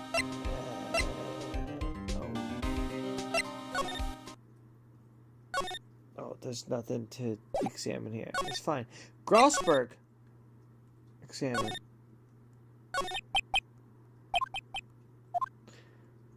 So, I was thinking earlier today, while I'm trying to figure out where I'm supposed to go, because I like to watch like Harry Potter what if theories. It's by the Super Carlin brothers. Like just don't judge me, all right? Listen, I like to watch what I watch. I'll put it on in the background so I can just hear them, and you know, while I'm like doing my makeup or whatever it is. And the point is, it brought up Slughorn, and there was like a little clip of Slughorn too, and I was like, you know, Professor Slughorn from the Half-Blood Prince. And I realized something. It hit me out of nowhere. The actor who played as Slughorn. His name was frick.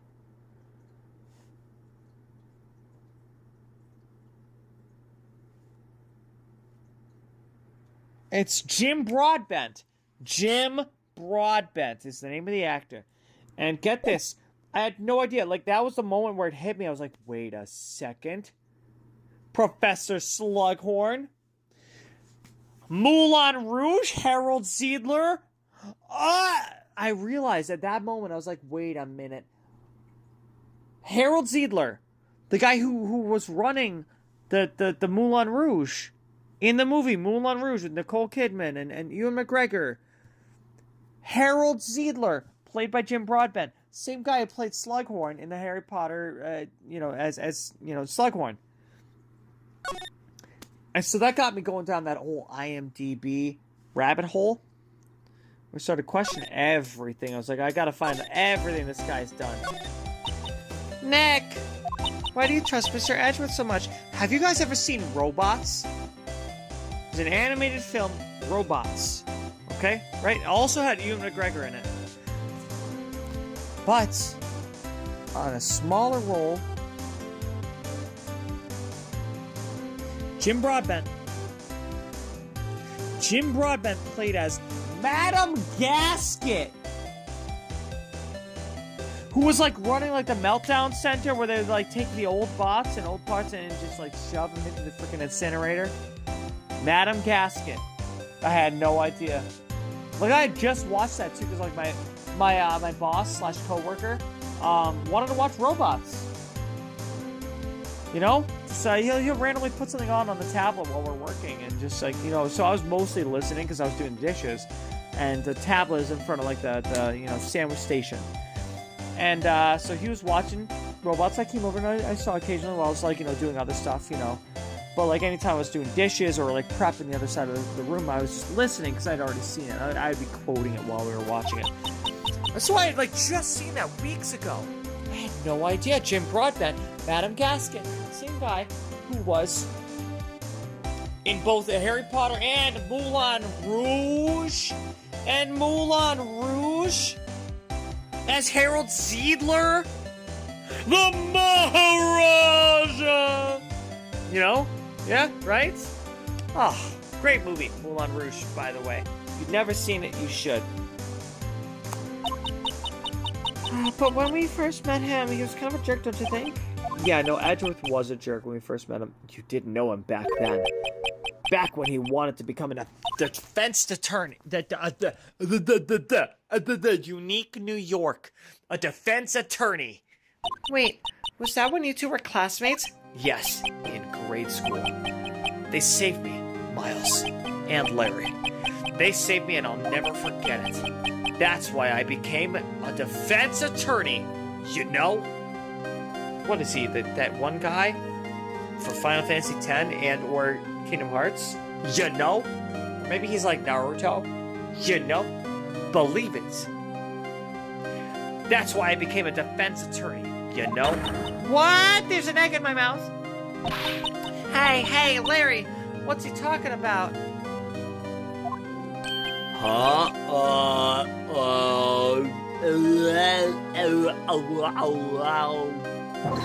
Sorry, I kind of forgot.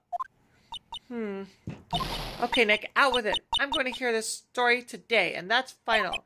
Okay. It's kind of a long story, so hang in there. It was the very end of the 3rd grade.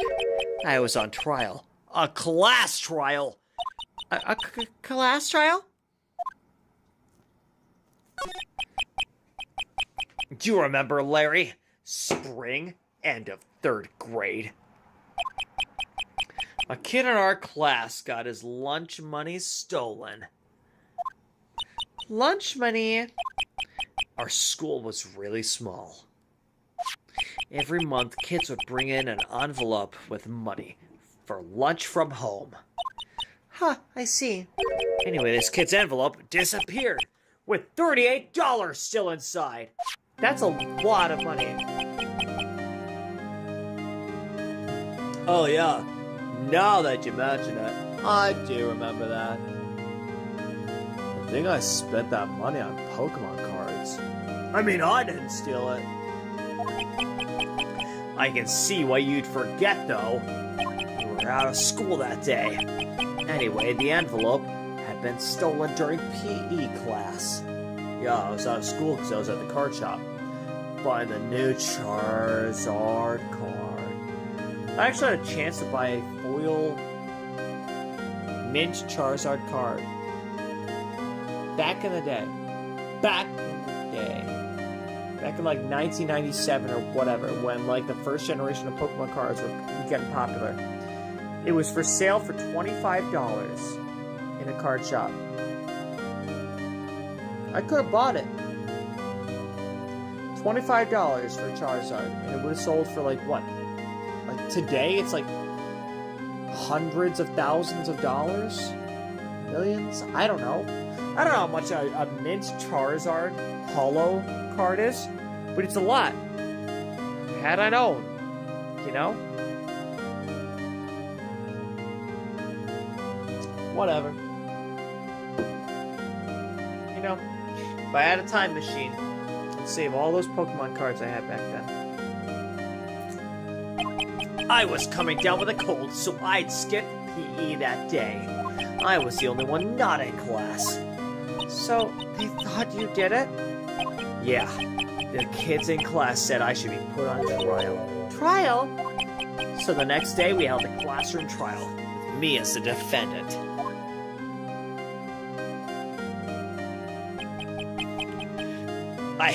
I didn't do it! Guilty! He did it! Guilty. It was you. Wait! Give the money back! You're such a baby. No one play with him! Just admit you did it! You can't hold the truth! Yeah, it's the truth! We're not gonna play with you anymore! Yeah! No borrowing, it was easier! Oh god! Give me back my 50 cents I loaned you! How did you rob that bank that day? Now, Phoenix, you know you shouldn't steal people's money. It's not right. Should have a kid voice. He does have a kid voice. And his kid voice sounds like this! In the end, even the teacher thought I'd done it. Go over and apologize, Phoenix. I did it. I didn't know what was happening. It was so sad I couldn't stop crying. So sad I couldn't stop crying. Everyone was staring at me like I'd done it. I tried to apologize. I went to where the boy whose money had been stolen was sitting. That's when it happened. He shouldn't have to apologize. The only thing that belongs in a trial is evidence. Anything else has no place. You should all be ashamed. Amateurs! But, Miles? Miles! It wasn't you who stole my money, was it? No. No! Then you shouldn't apologize. Everyone's been shouting you did it, but no one has any proof. That is why, Your Honor, this boy is innocent. But Miles, it was your money that was stolen. Yeah, he did it. He's the one. We don't need no proof. Make him say sorry. Well, why don't you all just shut up? Oh my god, he was the smelly kid. Oh my god! Harry BUTZ was the smelly kid. Look at him. Tell me he's not. He's wearing a friggin' wife beater. Is he even wearing pants? Is he just half naked? Is he wearing a wife beater and boxers? What's happening? Harry BUTZ was the smelly kid in class. I will not be unconvinced. Oh god, I was so right to give him the Garrett voice. And he's such a player too. For some reason he's such a player. That's why he has the Garrett voice. It's because Garrett always gets the girl. Somehow. What the fuck? Just like how he feels. He shouldn't do it, so he didn't do it.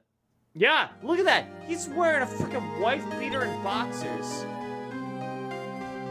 His knee has more covering than the rest of his body. The little band-aid on it. I hate this. Very well. I will replace the money myself.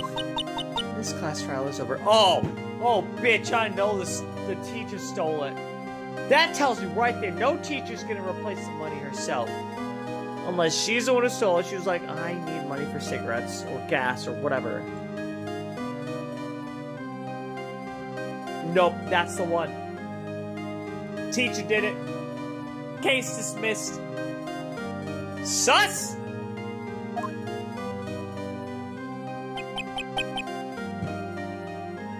Oh, just like in Stand By Me.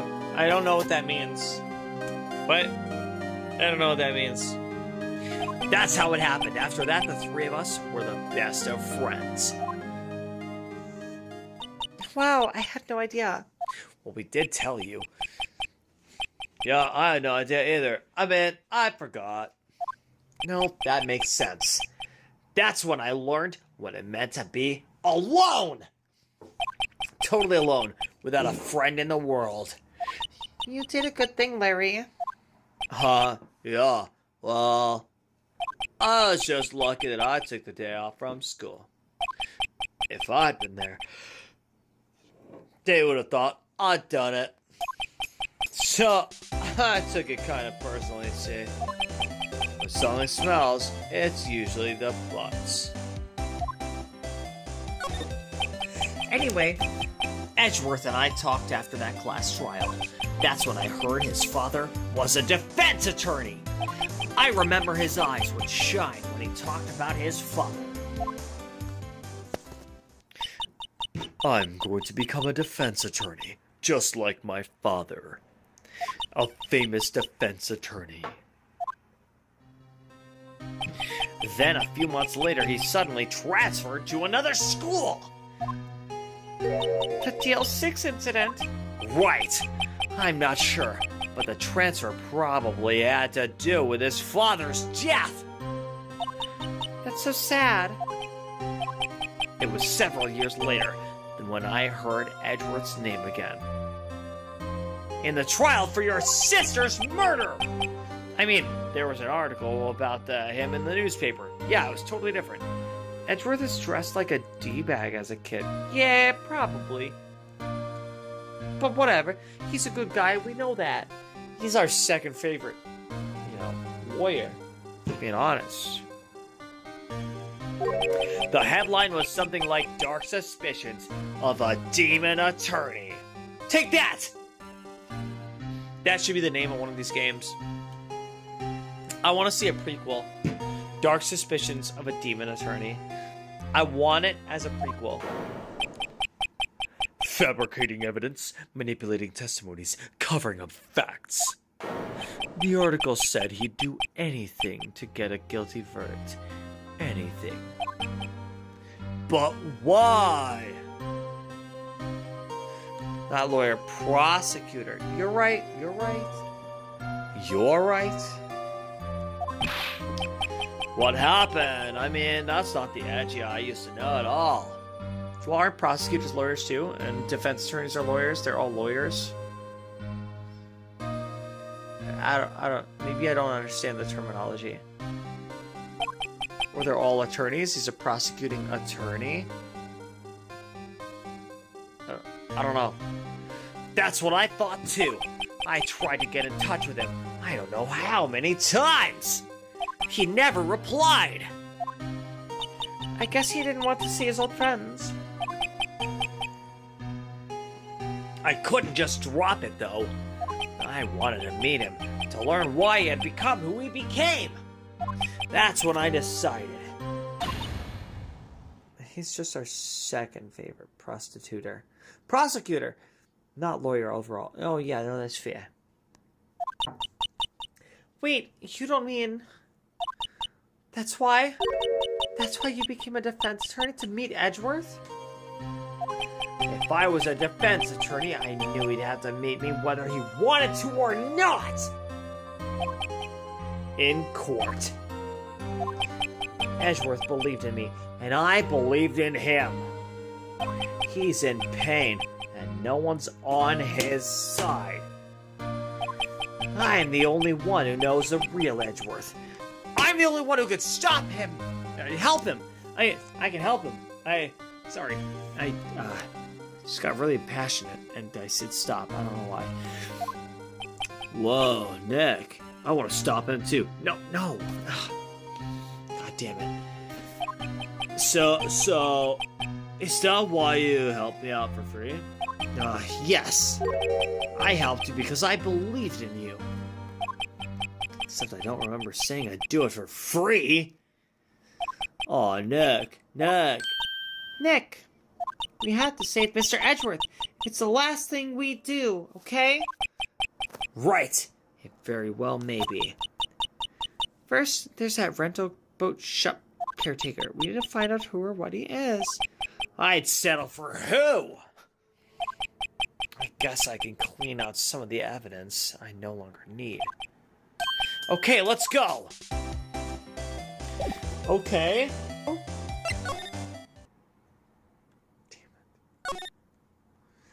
Well, this sucks. Gotta search again. So I bought a new cat toy for my cat, and it's like one of those glorified cardboard scratcher type deals. You know what I mean? If you have a cat, you know what I mean. It's like cardboard, but it's sideways. You know? And then you sprinkle a little bit of catnip in there, and they're supposed to go crazy for it. So I did that. And she went crazy for it for a couple minutes. And then she's getting all like, well, she was going crazy. Ah ha ha! We found the guy. It was adorable. My cat was going crazy earlier today, right after work.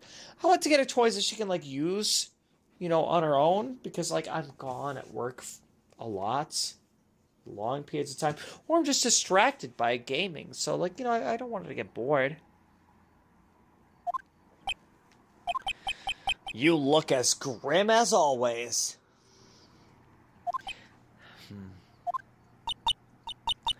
Mr. Edgeworth, I heard the story about the class trial.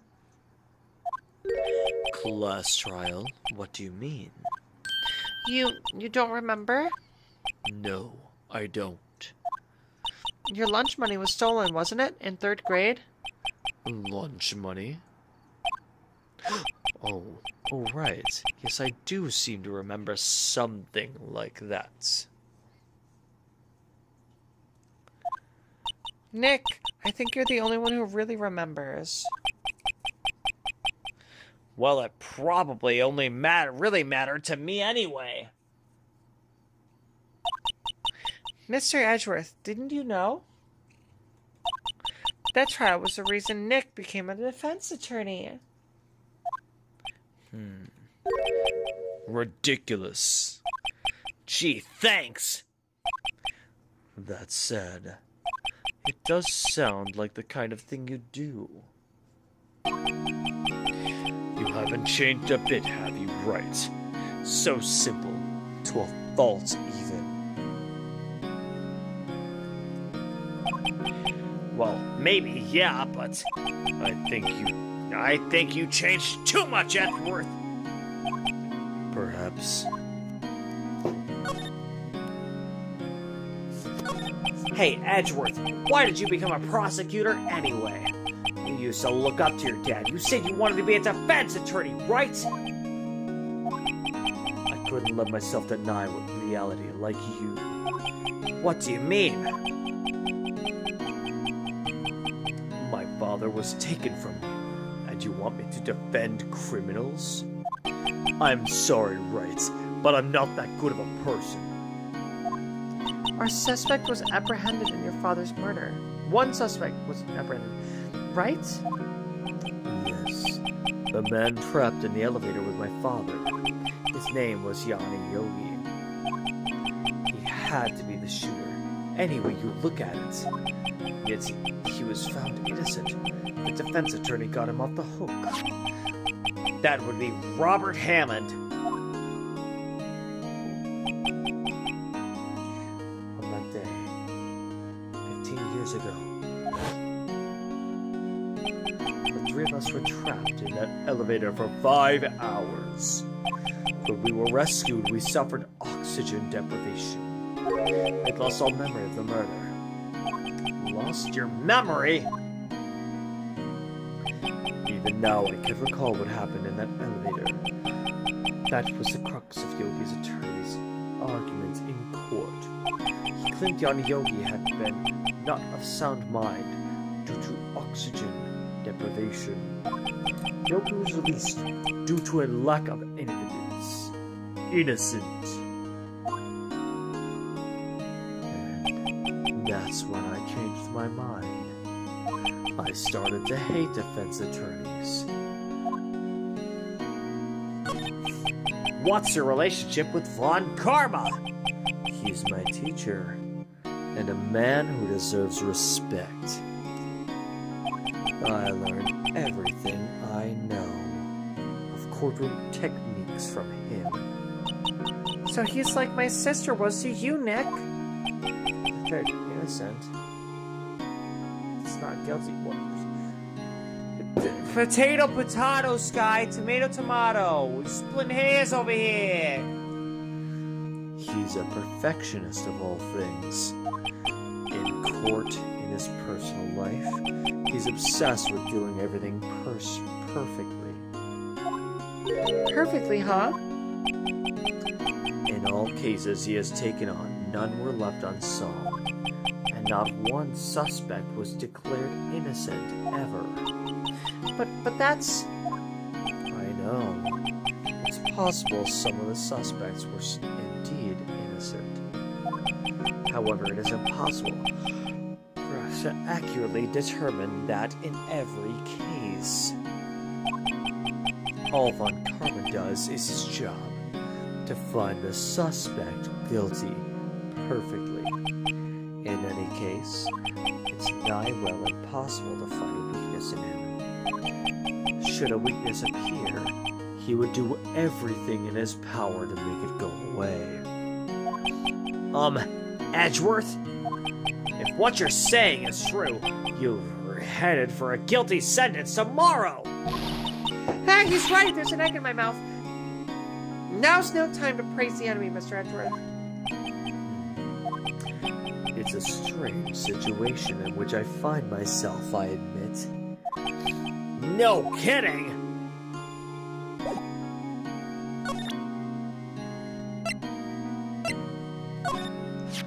Edgeworth, see this letter? This came out of the safe in the shed where that boat rental caretaker lives. I see. Huh?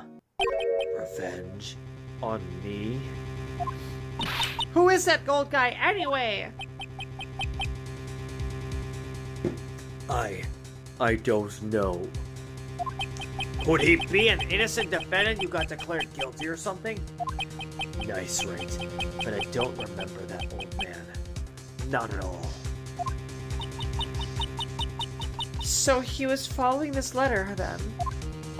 Which means there was someone else behind it. Now is the time to get revenge on the two men who ruined your life. Two men, meaning myself and Robert Hammond. It also says this is your last chance. Last chance? Wait, maybe. Maybe he's talking about the statute of limitations on the DL6 incident. Wait, that old man. What is it? Do you know who he is?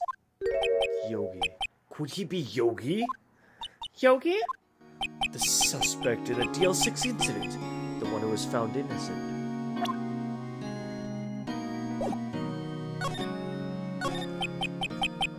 Yanni Yogi was a court bailiff at the time.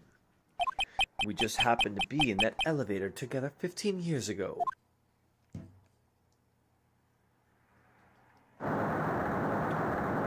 Oh, the earthquake! That's why he has a fear of earthquakes! There was a quake! Oh! Wow. Yeah, no, now that makes sense now. See, I had not remembered that detail. It seems so insignificant. The quake was incredibly strong. Before I knew it, everything was dark. We were there for so long it felt like forever. The air thin, and the darkness closed in on us in that little box. We became unsettled. Help! I can't breathe!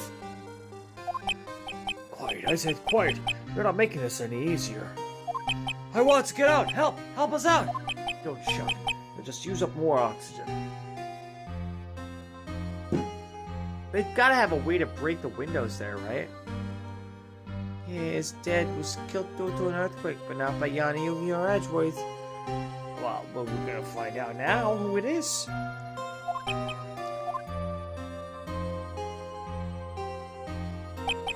That's all I remember. When I came to, I was in a hospital bed staring up at the ceiling.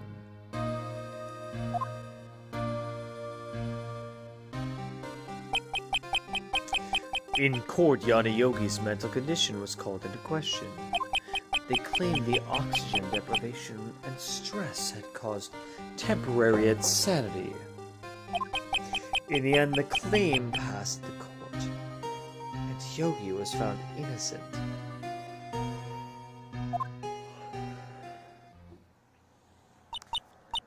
Huh? But isn't that strange? This letter tells him to get revenge on Edgeworth. Why would he want to take revenge on you? Right. Yeah? There's something that's been troubling me these last few days. I didn't know whether or not I should tell you. You mean the nightmare? Yoni Yugi? I prefer Yanni Yogi, because I know someone named Yanni, and he's a good guy, and he's a gamer here on YouTube. You should follow him. Akira Plays. And Yogi, because Yogi Bear. But I would also accept Yugi, because, you know. I summon Dark Magician in attack mode! You know, because of that. Or conversely, I play Pot of Greed, which allows me to draw 3 cards. Then I'll play Pot of Greed, allowing me to draw 3 additional cards. Now I'll draw Pot of Greed. sorry. A memory of a crime that I committed. Playing Pot of Greed more than 4 times? A crime you committed? A memory of a murder. See, he thinks he did it. I think the time has come to tell all. Tell me about the nightmare! Tell me about the nightmare! For the last 15 years, I've had the same dream almost every night. Yoni pronounced Yanni, Sanskrit for the female organ of generation. Oh, well, okay. I wake up in a fearful sweat every time. What kind of dream? It's a dream about my father's killing in the dark. Help! I can't breathe! Quiet. I said quiet. We're not making this any easier. I want to get out! Help! Get us out! Don't shout. You'll just use up more oxygen. I can't breathe. You're using up my air! What? Stop breathing my air. I'll stop you.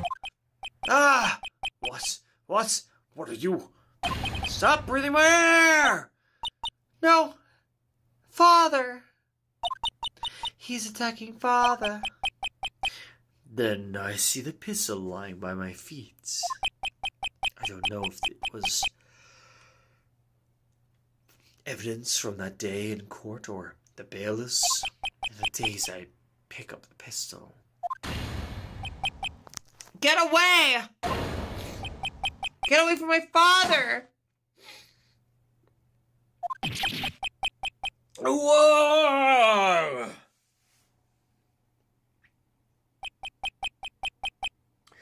And with that scream, I awake. It's a bone-chilling scream. A scream that has rung in my ears for the past 15 years. But that's just a dream, right? Right? That thought is the only thing that has kept me sane for the last 15 years. But what if I'm wrong? What if it's real? They say that sometimes people shut up memories in self-defense. Maybe it was I who killed my father. What? If you think about it that way, this letter makes sense. Get your revenge on Miles Edgeworth? Think about it. Yogi was really innocent. That's why he wanted revenge against me. Wait, Edgeworth, you mean? It was me. I was the true criminal of DL6. I shot my father. This is bad. What are we going to do, Nick? What can we do? I don't know. I don't think there's anything we can do, like it or not. There's someone else who knows a lot about DL6 incident, maybe. Grossberg! If he did, he wouldn't get it. Yeah! There is, Nick. There's someone else who knows about DL6. Oh no, I know who I need to talk to. Move! Grossberg! Yeah! Oh, hell yeah. Oh, we got this. Oh, hell yeah. But Mr. Grossberg! Oh, hello there. What's wrong? You look troubled. No kidding. I can't believe you're not. My. Just calm down and tell me what's happening. It's Mr. Edgeworth. He...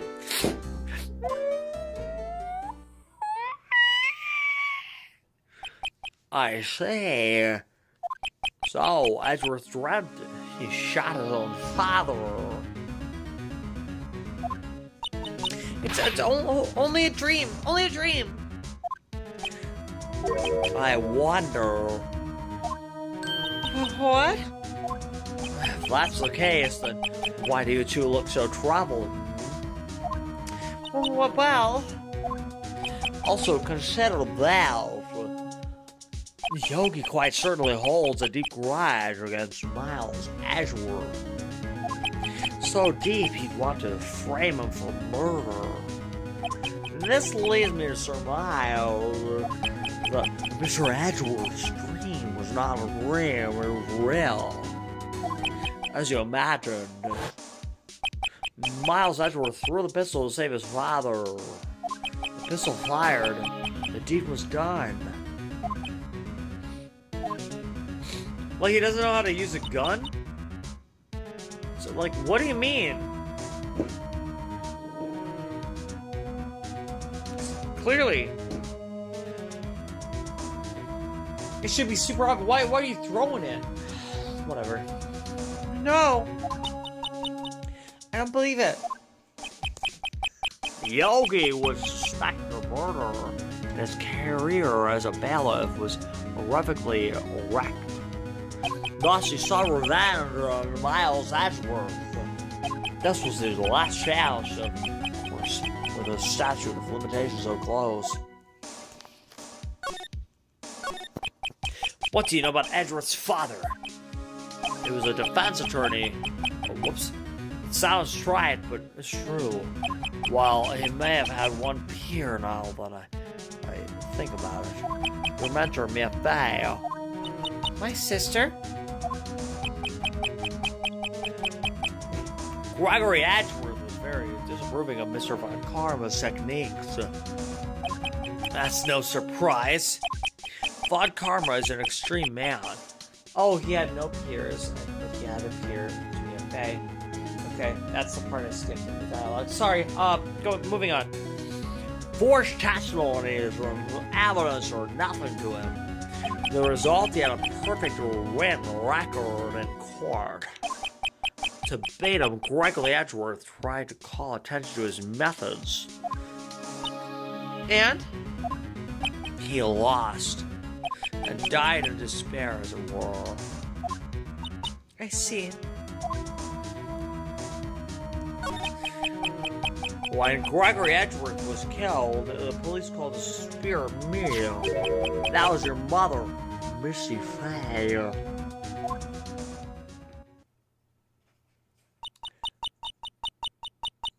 I'm Gregory Edgeworth. I have been killed. The one who shot me was the bailiff, Yanni Yogi. Oh, so she was just completely wrong, huh? Yet Yogi was found innocent. Or was she right? And he did do it.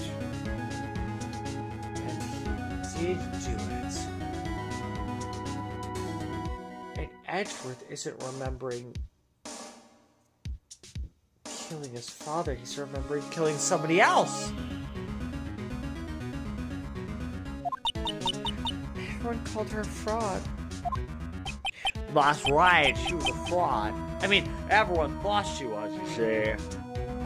Yet now that I think about it, it seems the one who lied was Gregory Edgeworth's ghost.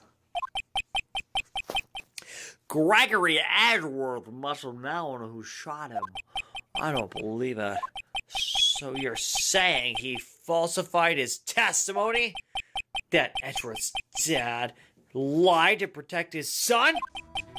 It's only a possibility, mind you. But a possibility nonetheless.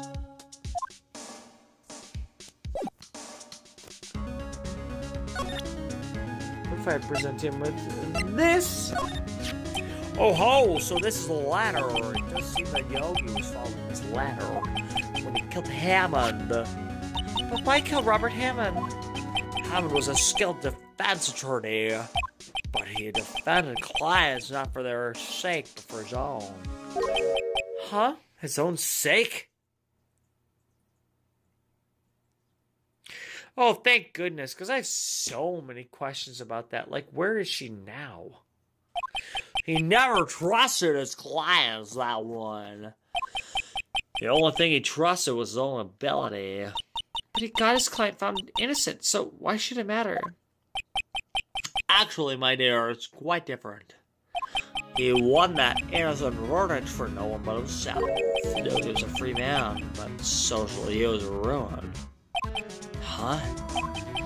You'll understand soon enough. Wait, what is it? This letter, I've seen this handwriting somewhere before, a long time ago. Whose handwriting was this? Do you have any idea who wrote this? It was Von Karma, right? Could it be Manfred Von Karma? Von Karma, why would he have something to do with this? Well, I'm not sure. Von Karma. Wait, you're right, my boy. That is Von Karma's handwriting, I'm sure of it. Can they have forensics do like a handwriting analysis. It's like super easy and very common. Even in 2011. I used to see it all the time on court reports. What? There's an egg in my mouth, but that means there's an egg in my mouth. That the one who told Mr. Jogi to kill was Correct. Manfred von Karma himself. What does this mean then? Why would Von Karma want to frame Edgeworth?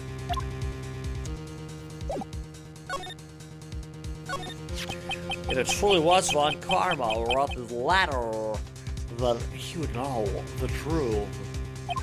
He would know that Miles Edgeworth had accidentally killed his own father. He'll say as much tomorrow in court, I should think. He'll press the point until the court finds Miles Edgeworth guilty. Oh no! But how could Von Karma know about Mr. Edgeworth's past like that? Even Mr. Edgeworth thought it was just a nightmare. Oh, that I do not know. Yet I do know that Von Karma is both persistent and a perfectionist. He may be seeking to testify to satisfy a grudge against Gregory Edgeworth by hurting his own son. What do you mean? It was 15 years ago. Von Karma met Gregory Edgeworth in court, and Von Karma did win. But he didn't make it through to the trial unscarred. What happened in the trial between Edgeworth's dad and Von Karma? Von Karma got the guilty verdict he wanted. He won the trial. But Gregory Edgeworth accused Von Karma of faulty evidence. And though he lost the trial, Mr. Edgeworth's accusations stood. Faulty evidence? It was the only penalty Von Karma had ever received in his career as a prosecutor. Gregory Edgeworth dealt a blow to his perfect trial record. Wow. It must have been quite a shock for Von Karma. He took a vacation for several months after that, you see. A vacation? Yes, an unusual event for the man. That was the first and the last vacation he's taken. There's many years of prosecuting. Really? There's an egg in my mouth? He doesn't like vacations or eggs in my mouth? Like to go to the sea or to the mountains? Or would he eat egg salad? Don't tell me he's never been to Europe. You have strange ideas about vacations, Maya. In any case, that was the only time he took a vacation from work. I believe the penalty upset him quite a lot. Odd. If he wanted to keep a perfect record so badly, why would he take such a long vacation? What do we do, Nick? When Karma is going to bring up DL6, and you can bet on it. What if Mr. Edgeworth pleads guilty to DL6? I won't let him! Yes, Mr. Wright. I hate to say this, but even accidental murder is murder, you know. I know that! I believe in Edgeworth's innocence! I can't believe he'd kill someone! But Nick... Mr. Edgeworth admits it himself. His father must have lied to protect him from beyond the grave. I don't care! I know he's not guilty! Mr. Wright, if you say so, I suppose I could go check again.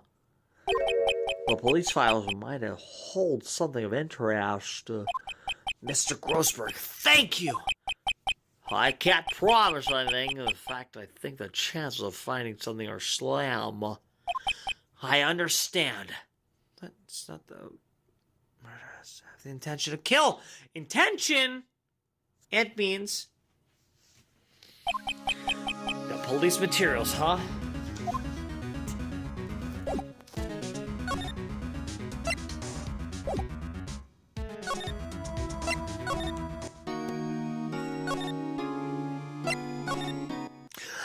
There we go! Yes! Yes! See, that's the thing. You have to spark conversation with certain people about certain things, and that'll lead to the next place. And that's what got me locked out of episode 5, is I got to a point where, like, I tried everything. I thought I tried everything. Maybe I missed something. Either way, I'll have you all here, chat, while I do episode 5. You can help me. We'll do it together. There's hardly anyone here. Everyone must be out looking for the old guy, Yogi. Or Yugi. Ah, it's you. I don't think Gumshoe will be coming back today. He's staying out late looking for someone. Sounds like Detective Gumshoe is pounding the pavement for real. We were wondering if we could check out the records room again. Well, now I can't have just anyone wandering around in there. But I guess Mr. Von Karma is in there now anyway. You can go in as long as he's there. Von Karma? Yes, he just arrived actually. Von Karma's in the records room! Nick, let's hurry.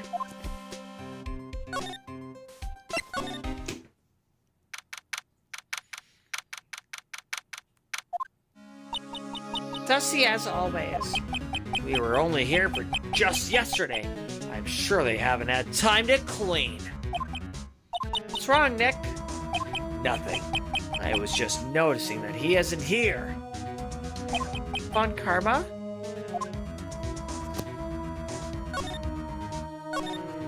Huh? One of the drawers here is open. Someone must have been looking at it recently. The label says unsolved cases, evidence. Unsolved cases. Nick! The file for DL6, it's completely empty. What?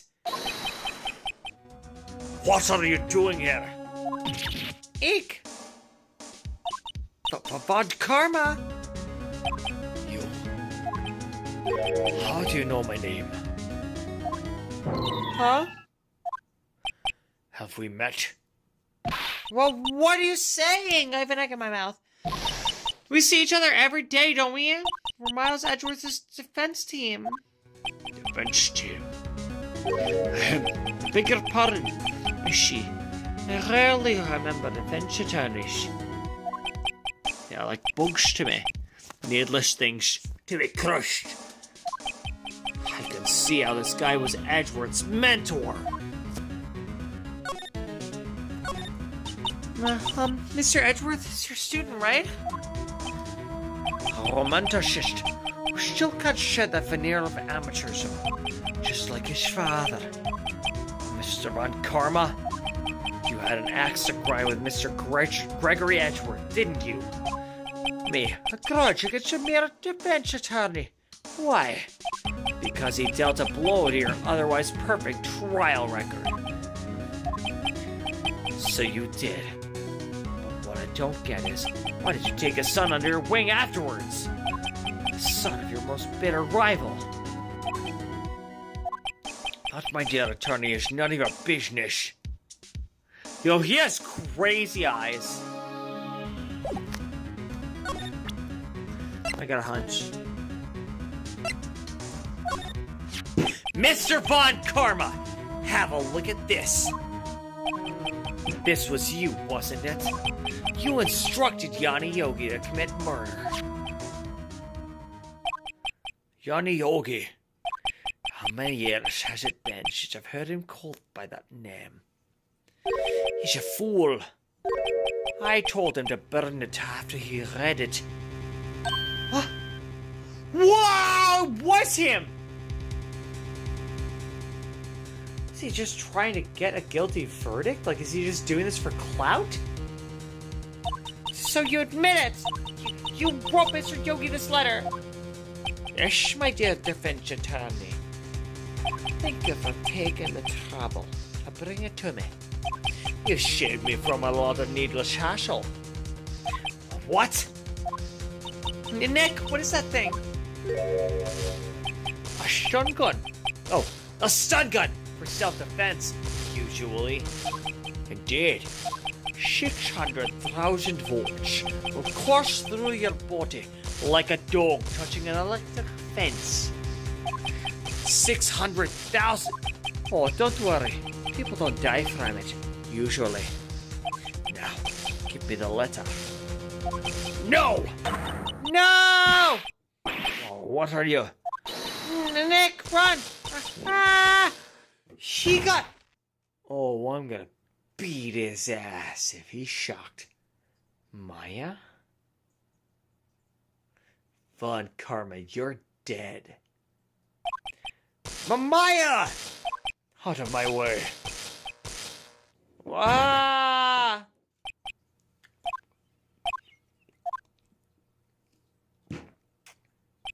Ah, he got us. The letter's gone, of course. And he took the DL6 evidence, all of it. Well, you didn't know it's a murderer? He's investigating. Now it's pretty freaking clear. Back to having no clues. Wait, I jumped first. Maya! Is she okay? Maya! Huh? Maya, open your eyes. Maya! The letter, did he take it? Huh? Oh, yeah. Are you okay? I couldn't stop him. I jumped as fast as I could, but one shot from that thing knocked me out cold. I'm useless. I'm no good as a lawyer or a medium. I can't even call my sister. Not even now. When we need her the most. I wish I hadn't woken up at all. Maya! Grr. There has to be some way I can help her. I better do something about her self-confidence first.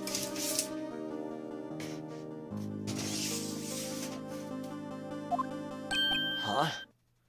Maya. She's holding something. What is that? A bullet? DL6 incident evidence number 7 taken from the heart of Gregory Edgeworth.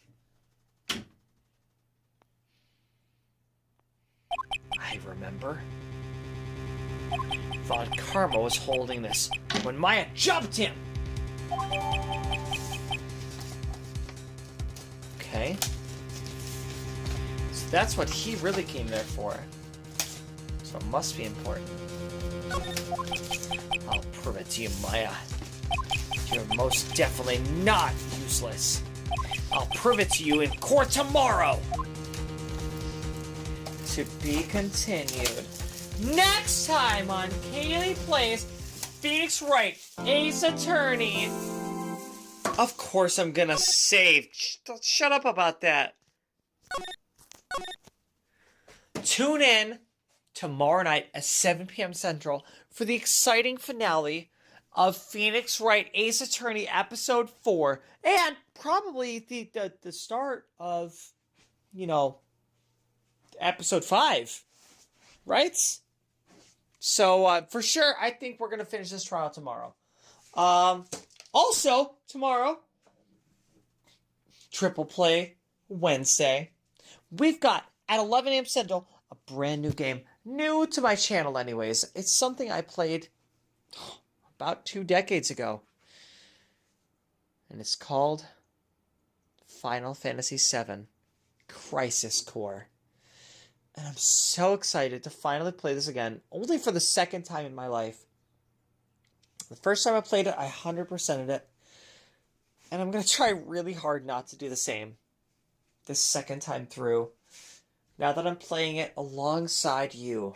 You, my loyal followers, thank you so much for every time you view my content, whether it's live or not.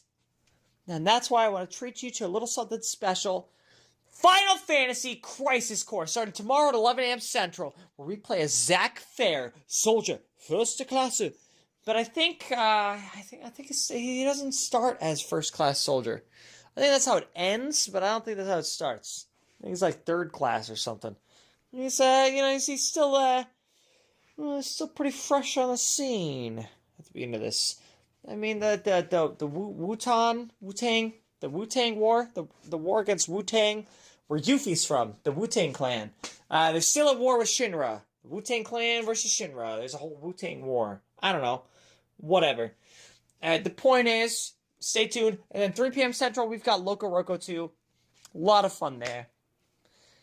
And like I said before, Ace Attorney, 7 p.m. Central. So stay tuned.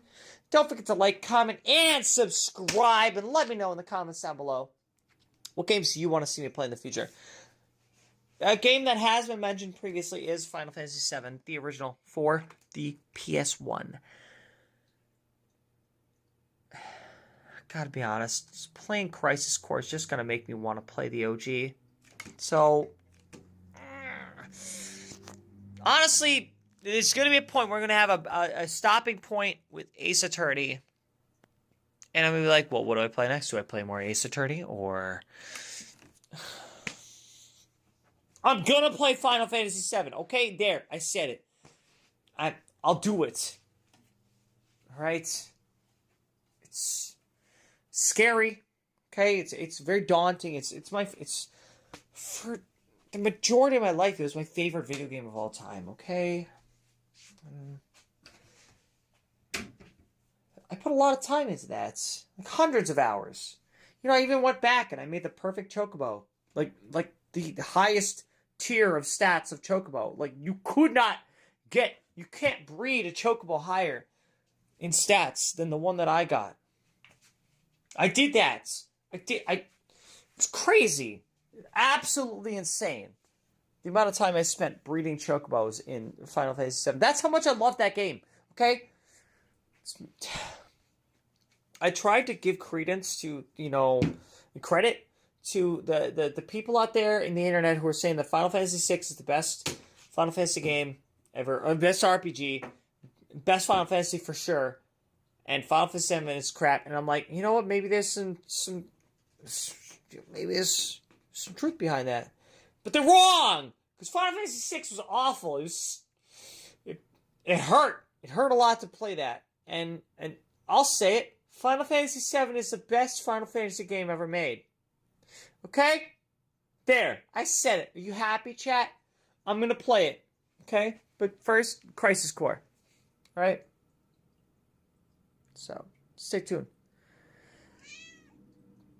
Hi. Hi.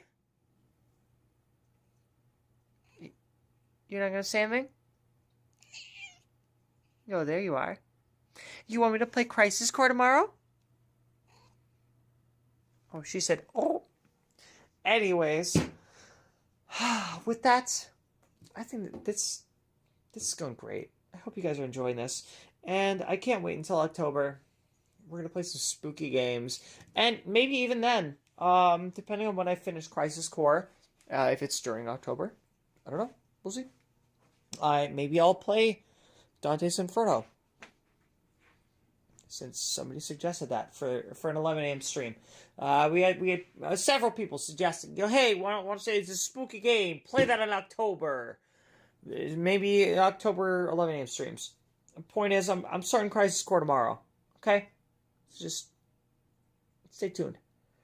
Until then, don't forget to like, comment, and subscribe. Let me know what kind of games you want to see me play in the future. Until next time, have a great night. Have a wonderful week. I love you all. Bye-bye. Bye-bye. Bye-bye. Bye!